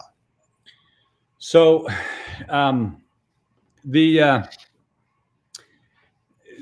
you have to get certified. When I came out of college, it was very different. Nowadays, they do have to pass tests. They have to pass a test that says that they're proficient in their subject matter. And then they have to pass a test that shows that they have some basic classroom discipline knowledge and some classroom management knowledge. And so the teachers do that, but there are, outside of going through the traditional education route, they do have what they call an alternative route to licensure. They call it an ARL, where let's say that I'm an industry professional in marketing, and I want to teach a marketing class at the high school. I can, take some steps to get licensed to teach marketing at the high school level by taking this alternative route to licensure. And you're going to have to jump through a handful of hoops to do that. But there's really only a couple ways to get licensed to teach in Utah. And then he says, it's just straight up comment. He says sports need to be privatized. David is the guy who used to host the show with me, and he thinks that sports involved in high school corrupts the mission of the school. I would argue with that comment, and I would say right now the only thing teaching kids discipline and hard work are activities.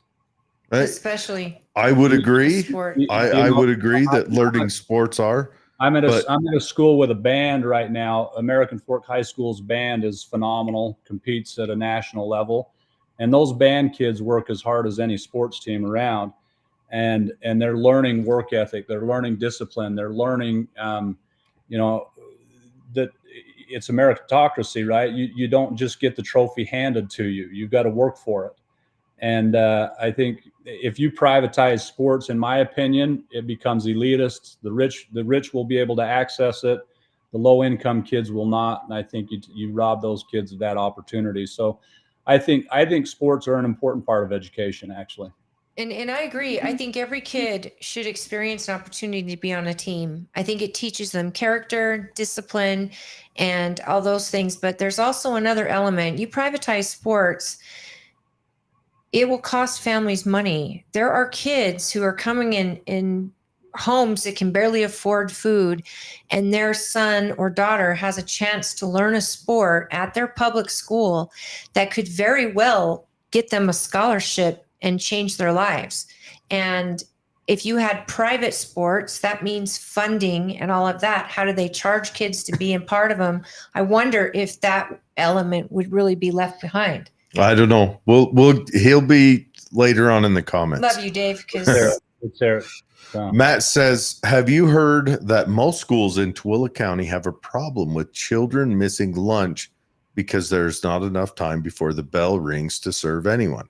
And then he wonders if he should have asked the question on this show. And we'll talk about it when our guest is done. Done. That's interesting. I didn't know that. I hadn't heard that. I've heard that, and it's happened to my kid. I've learned that at the high school. So do they just not have enough time? 30 minutes. Or do they not have enough? So by the time they're getting their meal, they don't have the time to eat it. So what I've heard from my kid is they've got great options for food. He was way excited about that. Lots of options in high school. So that was cool. Yeah. But all the good stuff, there's a line that goes clear out the door. So they can wait in that line and not even get to eat. Or they can get the broccoli and cauliflower. My kid grabs the ham sandwich and a juice and that's it. And so that makes me sad because we're in high school. We had a lot of little restaurants and there stuff. Were different. Go off campus real quick and grab something. Yes. And I think we had 45 minutes of lunch, if not an hour. That's something that we need to petition our school district for. And I'm saying, I think that that's a local level thing. I can tell you, one of the things that I think is important in a school, there's 3 people you got to make sure you're friends with: the secretary, the custodian, and the lunch lady. All right. Yeah.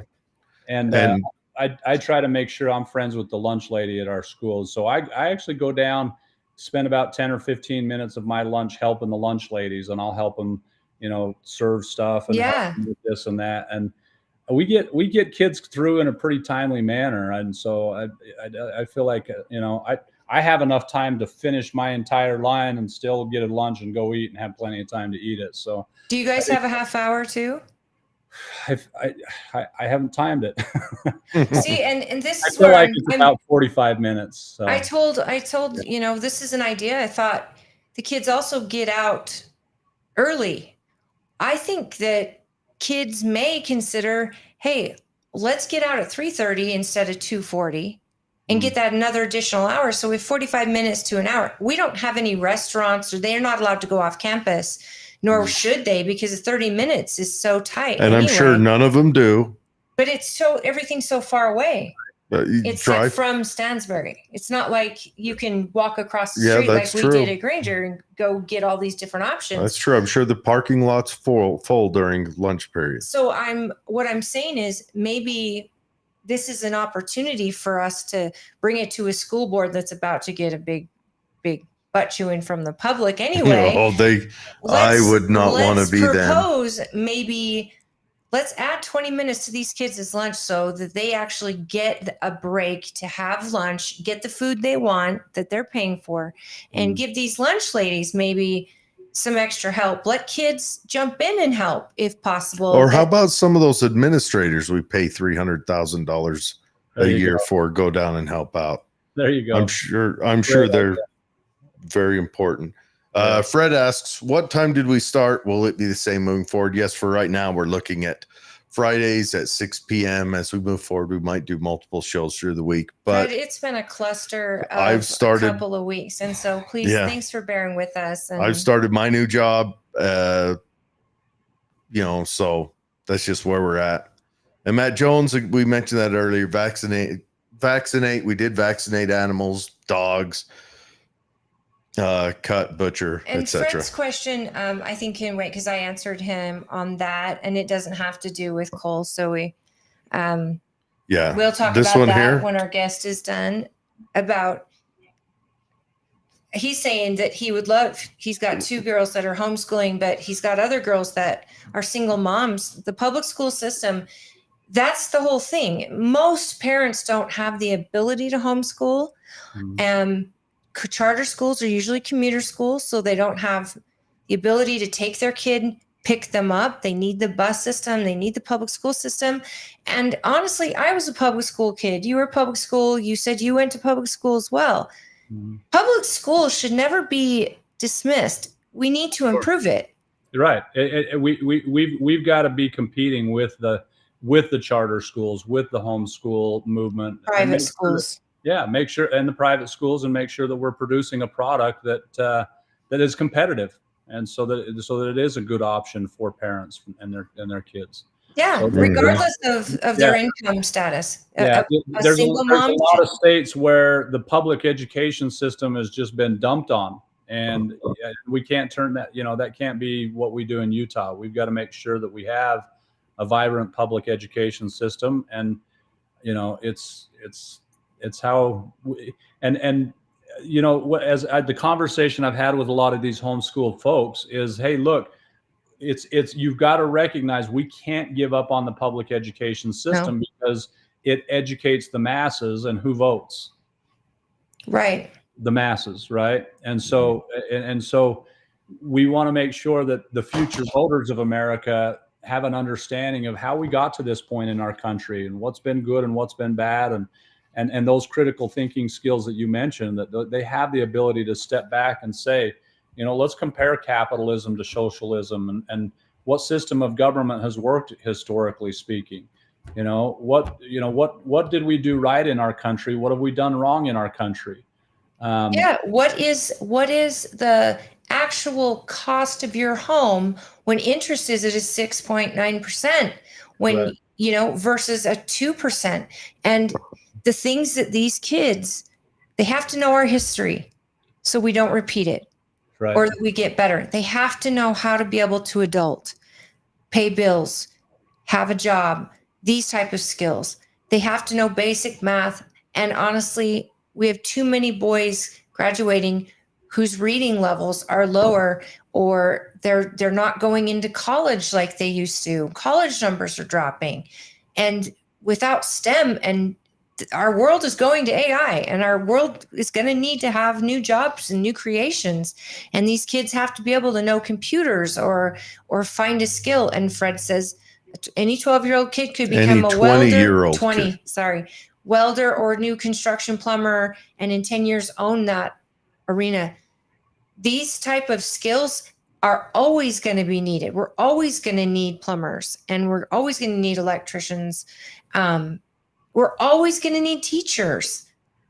That person to person skill, I believe, is highly important. And I don't think AI can, just like in hospitals, they're having AI tune in, and AI is being able to do what 3 neurologists may not be able to do, or oncologists who are treating cancer or finding it. Yes, we want that precision to save lives, but you also don't want an AI telling you you've got 3 months to live, or here are your options. You need that person to person contact and communication. And a lot of kids, I can tell you my favorite teachers that really spoke to me from kindergarten to high school, even into college. Those teachers are the ones who are inspiring kids, who are making the next great whatever.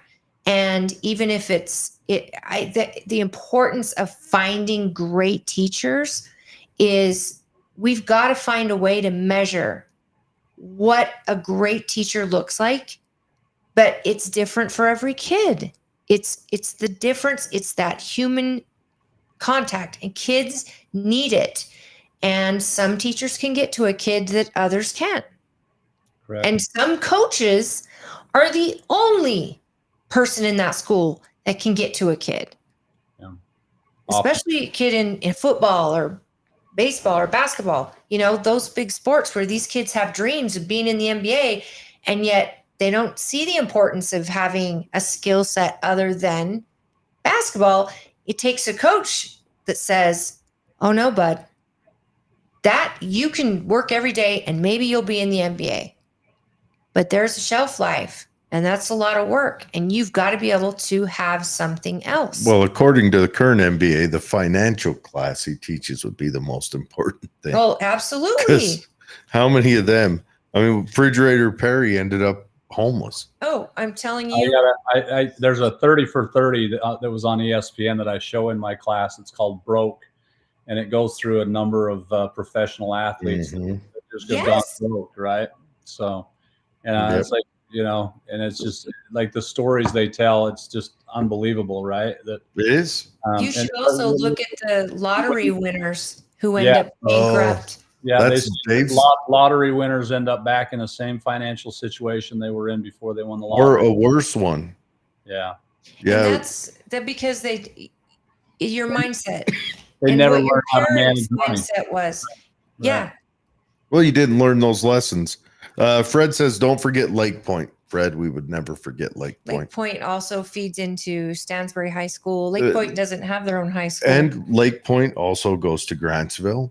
Yes. And the new school, and also, of course, the charter school. Are they building a junior high also over there? Sure. Maybe, I don't know. Because we're lacking junior highs, it seems. I think they're trying to make it to where they push the middle schools to only 2 years. And you guys do 9 through 12 there? Yeah. Some of them, but I think they're starting. They do. I think they're going to start changing that system. To what? To we don't have middle school. 8th grade through 12, and then the middle school will be able to take more kids because they'll only have 6th and 7th grade. I don't want my 8th grader in high school. I barely want my 9th grader in high school. I feel like he's not ready. I agree with that. Yeah, you know. Well, next time I see him, I'll have to ask him how his parry is with that switchblade. He's at Tooele High. That's where He's at Stansbury High. Oh, Stansbury. Oh, never mind. Stansbury's learning how to drink his tea with his pinky out. Governor. You should send him to Tooele High. That'll harden him. I wouldn't, because I live in Stansbury. That would make no sense. So you missed Michael's comment. Oh, I did. Well, I was figuring you need to read Michael's comment because he's an important person to you. He's kind of a big deal. He's kind of my a guy. big deal. Right on. So he says, interesting analysis here. There's so much information to take in. Great job. And now my husband and I, we are those parents. We felt really spoiled. The charter school, our kids have been there K through, whatever. Mm-hmm. And I have a very good working relationship with all their teachers. And I'm one of those parents, but they have volunteer time, but also the administrators there. There's nothing I haven't been able to discuss with them, good or bad. My kids have given it all to them. So I've been on the bad side and the good side. So when our son was considering high school, and having known all my friends who have their whole homeschool network, my husband and I have been considering, what do we do? Mm-hmm. And my number one thing was, he's got to go give it a try and give it a shot.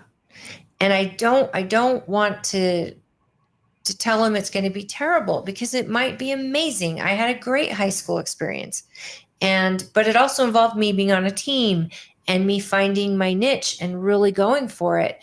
And that's what I want for him. But, we also want to make sure that we're not setting him up for failure, to have expectations. And I'm not even talking about the social part. Yeah. But I feel like he was very, very well prepared by the school that we did choose, the charter we did choose. So I think he's going to be ready. But he's, it's teachers and classes like yours that I hope parents are signing up their kids. Yeah, to give them the education. I think that's one thing you gotta pay attention to the teachers that you're putting them in their classes and who they are, and that dialogue with parents, I think, is important. But like I said earlier, I think that most teachers are in the industry to help kids. Yeah. So. Well, and I think a lot of politicians go into politics to help people too. I think there's you can't be. I hope you're right. I hope you're right. I hope so. I mean, at least the ones I know, they're doing it because they think they can do better than what's happening now. And for the listeners, did you hear my eye roll? Is it that loud? Normally their intention is to do something better and to do something good. I think you get into politics though, and you'll learn this when you win that seat, is you can't please everyone all the time. Sure. Even conservatives will battle. Infighting, as you know, in the party is already hot and heavy. And then you've got to work with other people who disagree. And you've also got to work with legislators who aren't going to always do what you're hoping to do. So that becomes a whole new animal. So you go in there with the intentions, but it's hard to keep campaign promises when you aren't the main chef in that kitchen. Right. You've got to work with people, and you've got to collaborate, and you've got to be totally engaged, not just with legislators and your own team on the board, but with local school boards. The thing with the state school board that I'm personally excited about, this has not been a very state school boards have not been a partisan race for very long. Yeah. I think 2018 was the first time that you actually ran as with your party affiliation, and so you've been, and it's kind of like your local school boards. Your local school boards don't have a party affiliation, right? And so kind of wish they did. You kind of do, because at least you have one filter to be able to know where they're at, right? Gives you a baseline How of they're spending money, what curriculum matters. And people who come at me with the argument of, well, we don't want to politicize our schools. It's like, where have you been? They're politicized. It's too late. Let's at least elect people who, their values and their ideals line up with what our values and ideals are in Utah. And so I personally like that the school board races are now partisan races. I personally feel like if we win the races, when I say we, the Republicans win the races that are currently out there, I feel like we have a pretty good board. You mentioned Matt Hymas in Tooele County. We've got Joanne Britton down in St. George that I think is a good, solid conservative. We've got Rod Hall up in the Layton area that I think is a phenomenal conservative. I'm running here in District 12, and I think with the addition of a few of us, with some of the current board members, I feel like our board has the potential to really move forward in a positive way with good conservative ideals in the state of Utah. So I'm excited about the potential of what we can accomplish over the next 4 years. I'm very excited about I'm excited that, and him and I both agree that education should be on the most local level. And so when you have, I really wish the school district actually had partisan races, because it does tell you so much about a person based on, the platform that they follow in their politics. And politics is in everything. People who try to stay out of politics, that's an easy way to try to stay out of the drama of politics, but it affects every aspect of your life, whether you want it to or not. And you're right, when we get conservatives on the school board, we're going to see a lot more, in my opinion. It's going to be more about learning and investing in these children's ability to be good members of the society who can, they can fend for themselves. They can be if they want to work or if they want to travel, whatever they want, but they're free thinkers, and they're prepared for the world, and they're not victims of it. They're victors of their own story. And that's something that I think conservatives actually focus on is the individual spirit and the entrepreneurial spirit and the good conversations and the critical thinking. And I think colleges don't focus on that.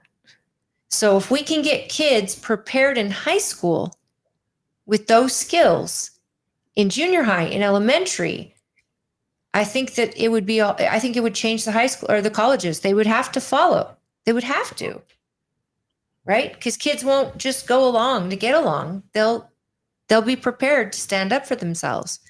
I don't know. I think our colleges have failed their mandate of educating to a higher level for what? I 15 years now? They have totally failed to get away with it. When a college comes out and says, we're going to offer a course that you pay for, you go get a student loan in Taylor Swift. Come on. All right. No, the colleges have failed. The college by design. Yeah. And the people hiring teachers right now, or the acceptance to get these teachers, are expecting a certain type of teacher, which is that social justice stuff. And so if you are a good conservative, I wonder how many really good conservative teachers get to be themselves in college and still get that education and become teachers. I've heard about a lot of conservative people in college receiving lower grades. Yes, or they have to lie about who they are. And then they just start playing the game as they go along. Yeah. Mm-hmm. And I hate to see that, because I think we need both. I'm here to say we need both types of people. We need conservatives. We need liberals. And I mean that in the old sense. We need free speech and we need thought and all of that. Well, we also need progressives. Sure. We need people to push the boundaries. But we've had a total takeover in the 60s. It was the exact opposite. Yeah. A lot of our government institutions, I feel like the media, we know where the media is at, right? Yeah. Education certainly has, is leaning to that left. And so it's, but we've also got to conservatives like to make money. And so we've got to make it a competitive market to attract good conservatives to the teaching industry. It's true. Yeah, that's true. So let's cut the administration, which would cut the progressive ideal, because that's a progressive ideal born out of FDR, was they're going to make a state where the educated run everything. And that's why they've thrown these administrations that it's all swollen. And it's not just in the schools. Every company you go to, count their numbers over the last 10 years, their numbers of administrators have risen. The employees haven't gone up. No. It's been risen. Like they're inventing jobs for administrators, for these college educated to sit and workshop. They don't produce. Right. They sit and workshop and support. So that's where we're headed. And FDR talked about it during the US's Great Leap Forward, or whatever they call it. I love that you're conservative. We've got your website. If people want to get to know you and maybe offer to make phone calls and talk to their neighbors about you, and if you want, I'm assuming you take donations on your website. If anybody wants to show you support. Yeah, I appreciate that. Yeah, it's Mr. Cole Kelley.com. It's MrColeKelley, and there you go. There's the donate button right there at the top. I've got videos on there. One of the things you guys said that I 100% agree with, like the definition of insanity, right? Doing the same thing over and over again and expecting a different result. We've been complaining about teacher salary and classroom size for over 50 years. Yeah. And we keep doing the same thing and expecting a different result. I've actually got ideas on how we can reduce classroom size and we can increase teacher salary without raising your taxes. There's easy ways to do it. And I've actually got some videos on my website. Lead with that. Yeah. Yeah. That is We've just wasted a whole show. When after COVID happened, it dawned on me. Hold on. Is this your family? Oh, it is. Yeah. How many kids you got? So my wife, Stephanie, got married 5 years ago. She's got 4. I've got 5. We got 9 together. So 9 together. You got one on a mission. He's come home now. Oh, okay. Where was he on a mission to? Paraguay. Oh, wow. Goodness. So is that Portuguese in Paraguay, or is that Spanish? Oh, it's Spanish. So okay. He's got a landscaping business that he's doing, and so that Spanish is coming in handy for him. That's great. So I was gonna say, with what you're talking about, when COVID hit and a lot of parents had their kids learning remotely from home, and I know the teachers struggled with it. It was just really a really tough time. But what we did learn is that there's a possibility to have mobile learning. For some kids, it might work. And I was thinking, why aren't high schools building or putting aside an area for retired teachers who may want to come in and teach a certain subject that they're good at, and they come in and they teach on Google Classroom or whatever it is to a certain percentage of kids where that might work for them. Yeah. And it's coming out of the school, and it's done in a certain way. And that right there might be kids who do want to mobilely learn from Stansbury High School, still go to the football games, still maybe show up for Mr. Kelley's class, but certain classes they may learn remotely. And then you cut down on classes in other sizes, and give us some of your ideas. Yeah, this is something I'll share one with you, because I think it's so simple, right? But earlier in your show, I mentioned to you that there are some high schools out there that are not doing a really good job of teaching financial literacy because they're just using it to fill people's schedules, right? One of the things I say is, look, take my classroom. If Stansbury High has struggled to find a good financial literacy teacher, broadcast my class to Stansbury High School, pay an aide $20 an hour to be in that classroom to make sure that the kids aren't being unruly and stuff like that, and that aide will help me with correcting papers and other things like that.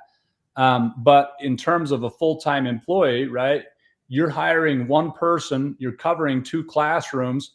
The kids really get an expert teacher in the subject matter and you've saved a position. You've saved a full-time position at Stansbury High School. Brilliant. Mm-hmm. So Brilliant. And then you can go out, and the teachers teaching a certain subject that are excellent can compete on the free market for other schools to sign up. And 100%. And Stansbury High pays me something for doing that, right? Yeah. yeah, they take whatever the regular teacher would pay. They peel off a little bit for the admin. For the you get the TA. rest. Right. Yeah. Or I mean, even if it was less, because you could do Well, it. You and could it do could it be in less, every high school in the state Right. if they broadcasted this. Hey, if you give me a quarter of that and you pay an aide to be in that classroom over there, I'd do it no problem, right? And then you save 3/4 of an FTE that you could reduce your classroom size in your English classes. It's brilliant. Yeah, that Patterdox we talked about, his is history and civics is what he teaches, and it's not specifically a homeschool curriculum. It's a additional curriculum. So if your kid's in school, you can, and it's the whole family can sign up for it. And that, I think we need to take that idea that he's running with and still it, like you said, and bring that where if a school is missing out on a subject, if they're not seeing improvements on the subject in the students like they want, then they shop around, they find that. Or their class sizes are so large, you got 50 kids. Hey, let's send them over to Mr. Kelley's class, which can also hold 20 kids, but they're watching a monitor, because when you get to college, I don't think a lot of people understand. If you go up to the U and you're taking generals, you're sitting in like an auditorium looking at a teacher's aide, and you're learning with 200 other kids. Yeah, you can have an auditorium of 300 kids in an Yeah, it's not one-on-one attention. You're watching it on a jumbotron. And they do a lot of the things that I think would be good to do at the high school and maybe even junior high level. They're doing it at the college level. And why do they do it at the college level? Because they have to look at the revenue of the school. Absolutely. Right. And kids are paying to be there. Right. They're the customer. Correct. And they've got to get as many in through generals as possible. Right. This is brilliant. And I can't believe it. It's one of those things that I just go, I call it stupid smart, because this should have been done years and years ago. Well, teachers, it is. We've got to take the schools away from the government. Yes. If you want it not to be, for lack of a better term, incorrect, asinine, and an utter failure, you've got to take it away from the government, because the government only produces one thing. That's it, and that's failures. Oh. When's the last when is the last government success? When is the last time the government says we are going to do this and they succeeded? You know, when I have this debate over healthcare, I says, why would you want the government to take over healthcare? What have they been successful in doing? And the only answer that I'm really willing to accept that the government does well is the military. I think our military in the United States is phenomenal. I think the men that serve in the military, the men and women, are phenomenal, and I think that's our one success. But beyond that, I have a hard time coming up with something that. Cole, I have to say, look at the VA. Yeah. Fair, I'm talking about, I'm not saying even that all the wars that we've fought are wars that we should have fought. Right, but we do have an amazing military. Fight them, we got the right people fighting. I want to say the military is not a success. As a veteran, I can say that. Okay. The military is not. What? Soldiers are. The military is utter failure. When you're out there, beautiful woman in a skirt when has a beard. When you're out there walking the line, throwing the red rocks inside the fence and the white rocks outside the fence, you recognize this is some dumb crap. Hey, the reason I was not allowed to join the military because my dad fought in Vietnam, and he wasn't going to. He was saying no. Join the military. So my dad was the same with me. All right, let's round this show out. I appreciate you guys. Yeah. I think you've got a couple. Oh, yes, we've got a couple above that. Okay. Fred says, you're being very kind. Truth is, if you are conservative, you are under attack. That is correct. No joke. You're under attack. You really want to be under attack. Try being an anarchist. During COVID, I was very outspoken about masks. I was very outspoken about putting masks on our kids. I had Good an for incident. you. I had an incident where our school district kept pointing the finger at the Utah County Health Department. Hey, it's their fault. It's their fault. It's their fault. So I went and I said, all right, who makes up the Utah County Health Department? So I went to a board meeting of the Utah County Health Department, and guess who was on the board of the Utah County Health Department? The superintendent of my school district. Okay. And when I saw him there, I called him out and I said, how many people know that when you're pointing your finger at the Utah County Health Department, that you are on the board of the Utah County Health Department and that you are involved in making these decisions that are impacting our kids, right? Yeah, negatively. Long story, he ended up suspending me without pay for a day. He wanted to send a good, hard message that you're not to talk to me that way and you're not to step out of line. Yeah. So he used his position to punish you for he used his job to punish you because you spoke out against his political position. Correct. Yeah. That he should be, again, back to the tar and feathering. Don't you have a lawsuit option there? You heat the tar up to a good 130 degrees. That's freedom of speech, right? He found a loophole. I dealt with it, but he knows this and he knows me well enough. You're not going to shut me up. But it oftentimes what it does is it's the ripple effect of other teachers that may think about speaking out. That's the part that really bothers me is, more teachers need to have the courage to step up and say, this ain't right. But yeah, I was absolutely challenged them. And, in Alpine School District, we've had this mantra and this motto of data-driven decisions. And so my question to the board, my question to the superintendent is, what data is driving you to make this decision? Right. Show me the data. Show me the data that says that we should be putting masks on kids' faces and that's going to have an impact, right?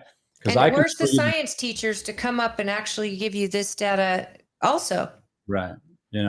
So I definitely researched that data, but yeah, I mean, and so it's, it didn't, wasn't something that I was, wasn't going to back down.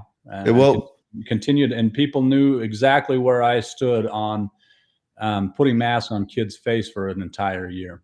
COVID was the perfect capture moment. Look what it did to our doctors and nurses, people who should recognize better, and the things they came out, the things most of them came out and said, and how most of them acted, and also they got silenced. Any doctor that spoke out against it, they got shut down. Yeah. There were doctors that had their licenses taken away. No, it didn't age well, though, did it? Now it's coming out. And what you said is you're disappointed that more teachers. Sometimes it takes somebody has to be first. So you got punished, but you didn't ever back down. And that might be exactly what this teacher and this teacher need to see, that it's worth it if you're protecting kids. And this didn't age well, right?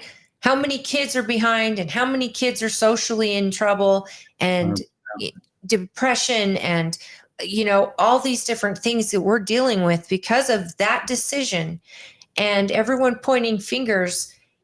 When a government has to do all this extra to convince you to put something in your body, the average person should have their red flags going, wait a minute, if it's so great, how come I can smell someone cooking through this mask? If I can smell that particle, and then how is it protecting me from a flu particle? Right. All of this is common sense. And I think what we saw is people virtue signaling beyond, and then it pitting us against each other because the government loves that, but watching in real time how you can get a society to fall in line. Those of us That that is were terrifying. those of us that were standing up against it 100% know what gaslighting means at this stage. Yes. Because we were 100% being gaslit, right? And it was funny to me. I did have a school teacher. We were sitting around the lunchroom one time, and he says, I would never do what you do, Cole, but I'm glad we have you, because if we didn't have you, we'd probably still be wearing masks in school. It's crazy how many people come out in support of the message, but they believe it, but they're scared. They're scared to risk losing a day's pay or maybe being fired. And you know what? In our family, we had a situation. My husband was in the same boat. And I have to say that I said to him, I would so much rather you stand up for what's right in this moment, because he can get another job somewhere. Sure. But it is so important we stand up for right, especially now, even if we're standing alone, because it's worth it. It's hard with educate. We got golden handcuffs, Yeah. Our retirement's pretty good. Our retirement system is pretty good. And so I'm looking at this and I'm like, man, I'm so close to retirement. I like, just shut your, it's easy just to say, just shut your mouth and get in line and just right on out into retirement, but can't do that. No. Yeah, because they threaten your retirement, right? Sure. Well, if you get fired, you lose it. Yeah, that's insane. And yet you've put into it. It's insane. And I'm just really impressed. I'm impressed that you did that, because I know that I stood up and I was absolutely against the masking, and I pulled my kids out before they even mandated it in schools. And I was in those weekly meetings with the health department, and in my job, we had an outdoor venue and they're telling us people have to wear masks. And I'm thinking, we're 511 acres. I can have 20,000 people there and they never even get within 6 feet of each other. But the health department is saying, oh, no, the spread is 105 degrees outside. Like, what are you talking about? This is insane. And you are going to destroy our industry like that. I'm a wrestling coach, and there were states that were making kids wear masks when they wrestle. Insane. I like the one where you saw the band students with the hole cut out. Yeah, to play the trumpet. Yeah. I know, huh? Oh. It's a joke. There's some of the stupidity. But how did so many in our country fall for it and not see it for what it is? And now that all this data is coming out, and the truth about how it was created and all that stuff in the lab and who funded it and all that stuff, and they still refuse to say, I think maybe they're cowards say, we got duped, we're embarrassed, what do we do now? Just learn. That's all we ask you to do. Learn from it, and now look for the signs, because they're going to do it again. Yeah. They're going to do it again. We need strong conservatives who have that sense of, common sense for one, and love of our children and the most innocent in our society, who genuinely want to protect them, and who know you don't kill an economy in the name of virtue. You don't do that, and you never give up your security or your freedom for security. And so I'm so excited you're running for this seat. I don't think people realize the importance of this seat. Like you said, it isn't sexy. Being on the school board isn't a sexy job. And you're not getting the attention that our senatorial or governor are getting. But I think that it's really great to have the support you had from your delegates. I too believe in the delegates, and I know how hard they work. But candidates that do make those 200 phone calls and do try to get in front of delegates and take that serious. I mean, what you did isn't easy. It's not easy, and it doesn't pay great at all. And it's a lot of work on your part, but It is so important. Well, thank you. Yeah, I appreciate that. Yeah, we gotta finish these comments off because I got a heart out. All right. So O'Malley May says BYU turned my aunt and cousin into full-blown commies. One went in the late 60s and one in the 90s. Nothing has changed. I would like to see what they studied at the school too. I think that's important. Yeah, I think certain subjects obviously lean into it. Of course, if you're studying humanities, you're, yeah. Gender studies. Oh my gosh. Yeah, anything under the humanities that's been lost. Most would argue the humanities showed up as a lost cause. I was definitely an outcast in the English education department at BYU for sure. I bet. Yeah. So Fred says you should see Stansbury Island sunset right now. I love Tooele County. Yeah, it's so pretty out here. Michael says that's a great idea. Lots of exclamation points. And he's referring to you teaching a class and offering a mobile option for other schools. And honestly, that is how, in my opinion, that is how you find the great teachers. When kids at one high school decide to take a class that they're watching the teacher on the monitor and it's speaking to them and it's teaching them, that's how you measure a good teacher. Well, imagine when the parents come and argue for a certain teacher to be broadcast there. Yeah. That'll be a big change.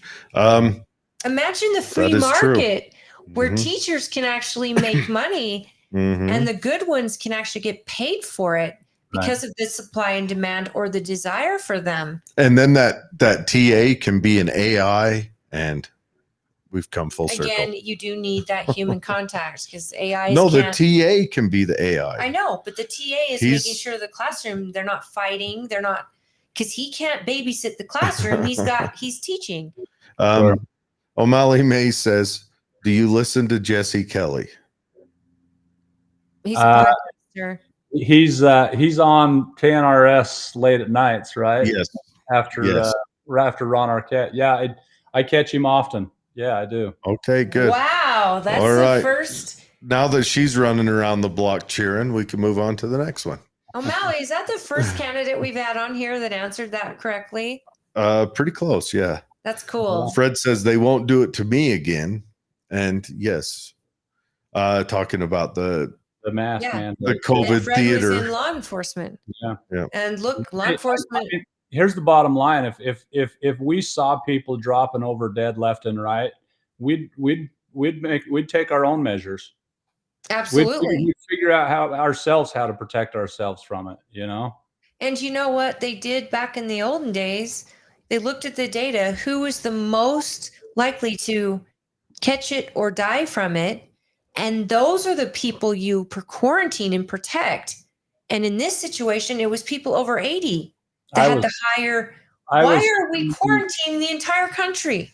I was screaming Sweden. I don't know if you guys what, but Sweden did it right. Sweden, they let people live their lives. They didn't shut down their schools. They absolutely, and they were protecting the elderly. They didn't quarantine the elderly. They put protections in, and they spent their money towards the elderly. Correct. It's true, and that's what they did. That's what you're supposed to do, right? Yeah, who are the most likely? I was watching Sweden's, and you watch Sweden's numbers, and you watch what they were doing, and they started out with pretty high numbers, and then it's come down, and they ended up being. And it's like, Sweden did it right. They were doing it right the whole time. Any common sense person, if you just would have watched what Sweden was doing. Well, you got the World Health Organization saying that they're the devil and they're going to fail. And you have to have strength in leadership and government to say no. And I hope when Trump is elected, he learned. That's all I'm asking. I hope that he learned you can't trust people because you got to know what the data is, and you better be damned. You never forfeit your country's economy for protection and fear. Fear only makes us do bad decisions, and it makes us irrational and emotional because we're humans. But I call it fear porn because there are so many candidates who run on it. There are so many businesses that'll do it. It's infectious, and we've got to recognize it, and then we've just got to be done with it. Mm-hmm. If you're trying to make me so afraid, you have something to hide. Yeah. Just tell me the truth. What are we dealing with? And give me the data, and let me decide for my family what is best. Right. Yeah. It's how it should be. I agree. O'Malley says her aunt was in English literature. Sounds like she went through the same trenches you did. There you go. There you go. But she was one of those who drank the Kool-Aid, for lack of a better term. Or okay. If you want to be historically O'Malley correct. Says yes, he is the first. The flavor aid. You're the first. This woman loves Jessie Kelley, speaks to her soul. So do many of our viewers. And I mean, I listen to him, but not daily. Mm-hmm. Fred says human agonies. And then Fred also says he got vaxxed to fly to New York to see his newborn granddaughter never again. And that would be, all right, I'm going to say, here's a hot take. Fred, you've lived a good life. And to make that sacrifice to see your grandbaby, I wouldn't blame you a second for it. If my kid would ever get off his butt and make me a grandbaby, I would walk through fire to see the grandbaby. I'll tell you another BYU story, and this was one of my kids. So I have a daughter. She was a dancer at BYU. I don't know if you've heard of the Cougarettes. Yes, everyone has. Okay, my daughter was a Cougarette at BYU, right? And she was there during the COVID issue, and she did not take the vaccine, right? And she had to jump through a whole bunch of hoops at BYU to be able to do that, right? And this frustrates me to no end. But her team was scheduled to go perform at the Jazz game, and they were performing at halftime. And they asked, "Are all of your girls vaccinated?" And they said, "We've got one girl that's not." They said, "Then you can't come." Right? So the whole team or just her? Nope, the whole team. Oh man. Right? So now imagine the pressure that's put on her. Hey, you got to do this. You got to do this, right?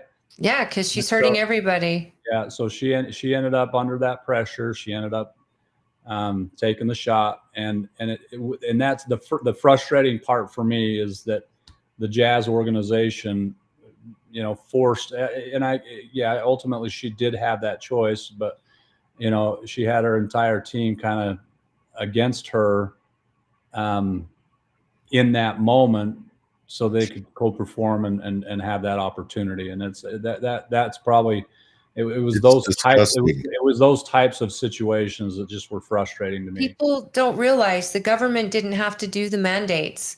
Yeah. All they had to do was lean on corporations, and corporations and unelected bureaucrats made decisions, and corporations enforced them. You couldn't fly without a vaccine. You couldn't leave the country or enter other countries without certain things.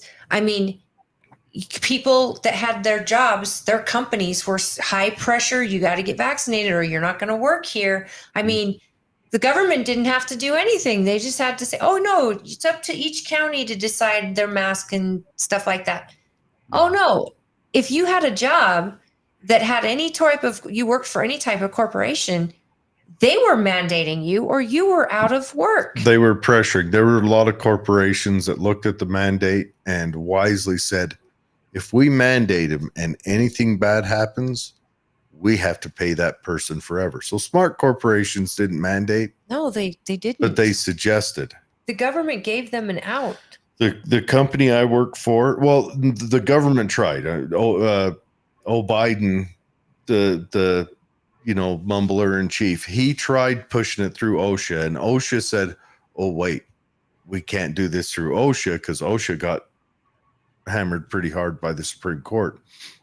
But then corporations thought about it. And the one I work for, they at the time they thought about it and they wisely chose not. They did. There were about 3 weeks that we were pretty sure a mandate was coming down, and then they thought about, one, can they handle the production loss from as many employees leaving as would, and two, would they want to take on the liability were something bad to happen, which I think we're going to see. We're seeing it now. Just looking around, I think premature births are up because I never saw them all the time before, and I see them all the time now. The death rate of infants are up. Yeah, and pregnancies are but horrible. Yeah, yeah. My daughter's married now, and I do worry about that, right? So, well, yeah. Dr. Peter McCullough was one of the doctors that was shamed ridiculously when he came out against this, and now he has a website called the Wellness something. Oh my gosh, I'll put it in the comments. There's a lot of stuff. But he and a bunch of other doctors developed something called this. It's called spike support, basically a drug that is designed to find the spike protein in your body and kill it. Not kill it, but flush it. And my brother was in law enforcement, and he was voluntold he needed to get that shot. So he didn't have a choice if he wanted to keep his career, which law enforcement, like a teacher, isn't something you just quit one day and do something else. It's your life. Right. And so we said, get this for you and take this, because he was so worried about the spike protein being in the body. And Dr. Peter McCullough says it works. And it's all natural stuff that is designed to destroy it. Whether it works or not, both my husband and I took it because we'd had COVID, and we thought, okay, maybe this will, clear things up. We felt great after. And I mean, it's something maybe she should look into. There are vitamins out there that would help. And hopefully enough time has passed where she should be fine. I'm praying. And it's not a lot. It's not everyone, right? Yeah.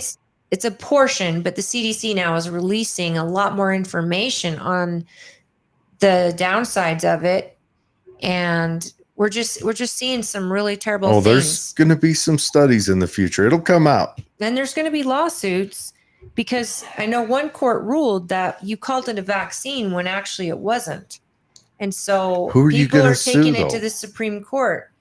You're going to sue Pfizer. You're going to sue those companies. Did Pfizer call it that, or did the government call it that? They sold it as a vaccine to the FDA. But anyways, I've got that hard up against it. Cole, thanks for coming on one more time. That's MrColeKelley.com. For you guys down there in Orem,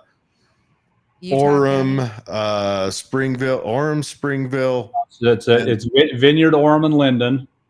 Vineyard, Orem, and Linden. And then it goes up to Wasatch County, yeah, Duchesne County, Uintah County, and Daggett County. So yeah. Wow. So that's 5 counties. So, yeah. For that seat. They peeled him off. It's the east side that. Well, let's have him have the last word and close us out. Hey, I appreciate you guys letting me come on. I'm excited for the opportunity to serve on the school board, but we've got one more step to go. So if you could have a chance, if you're in District 12, make sure you check that box for Cole Kelley, the Republican nominee for the Utah State Board of Education. Perfect. Excellent. I couldn't tell you enough, all of you. Voting this year, please do not assume it's in the bag. Please do not assume we're a red state and it doesn't matter.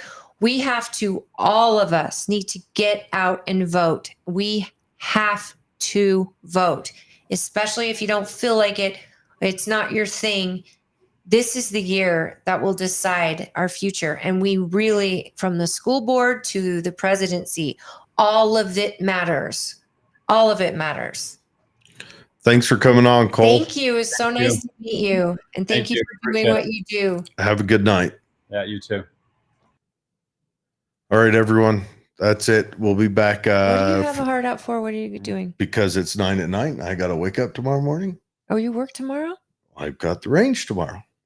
Is that work? When I have to wake up early. When it's a good time, is it work? Guys, we'll see you guys later.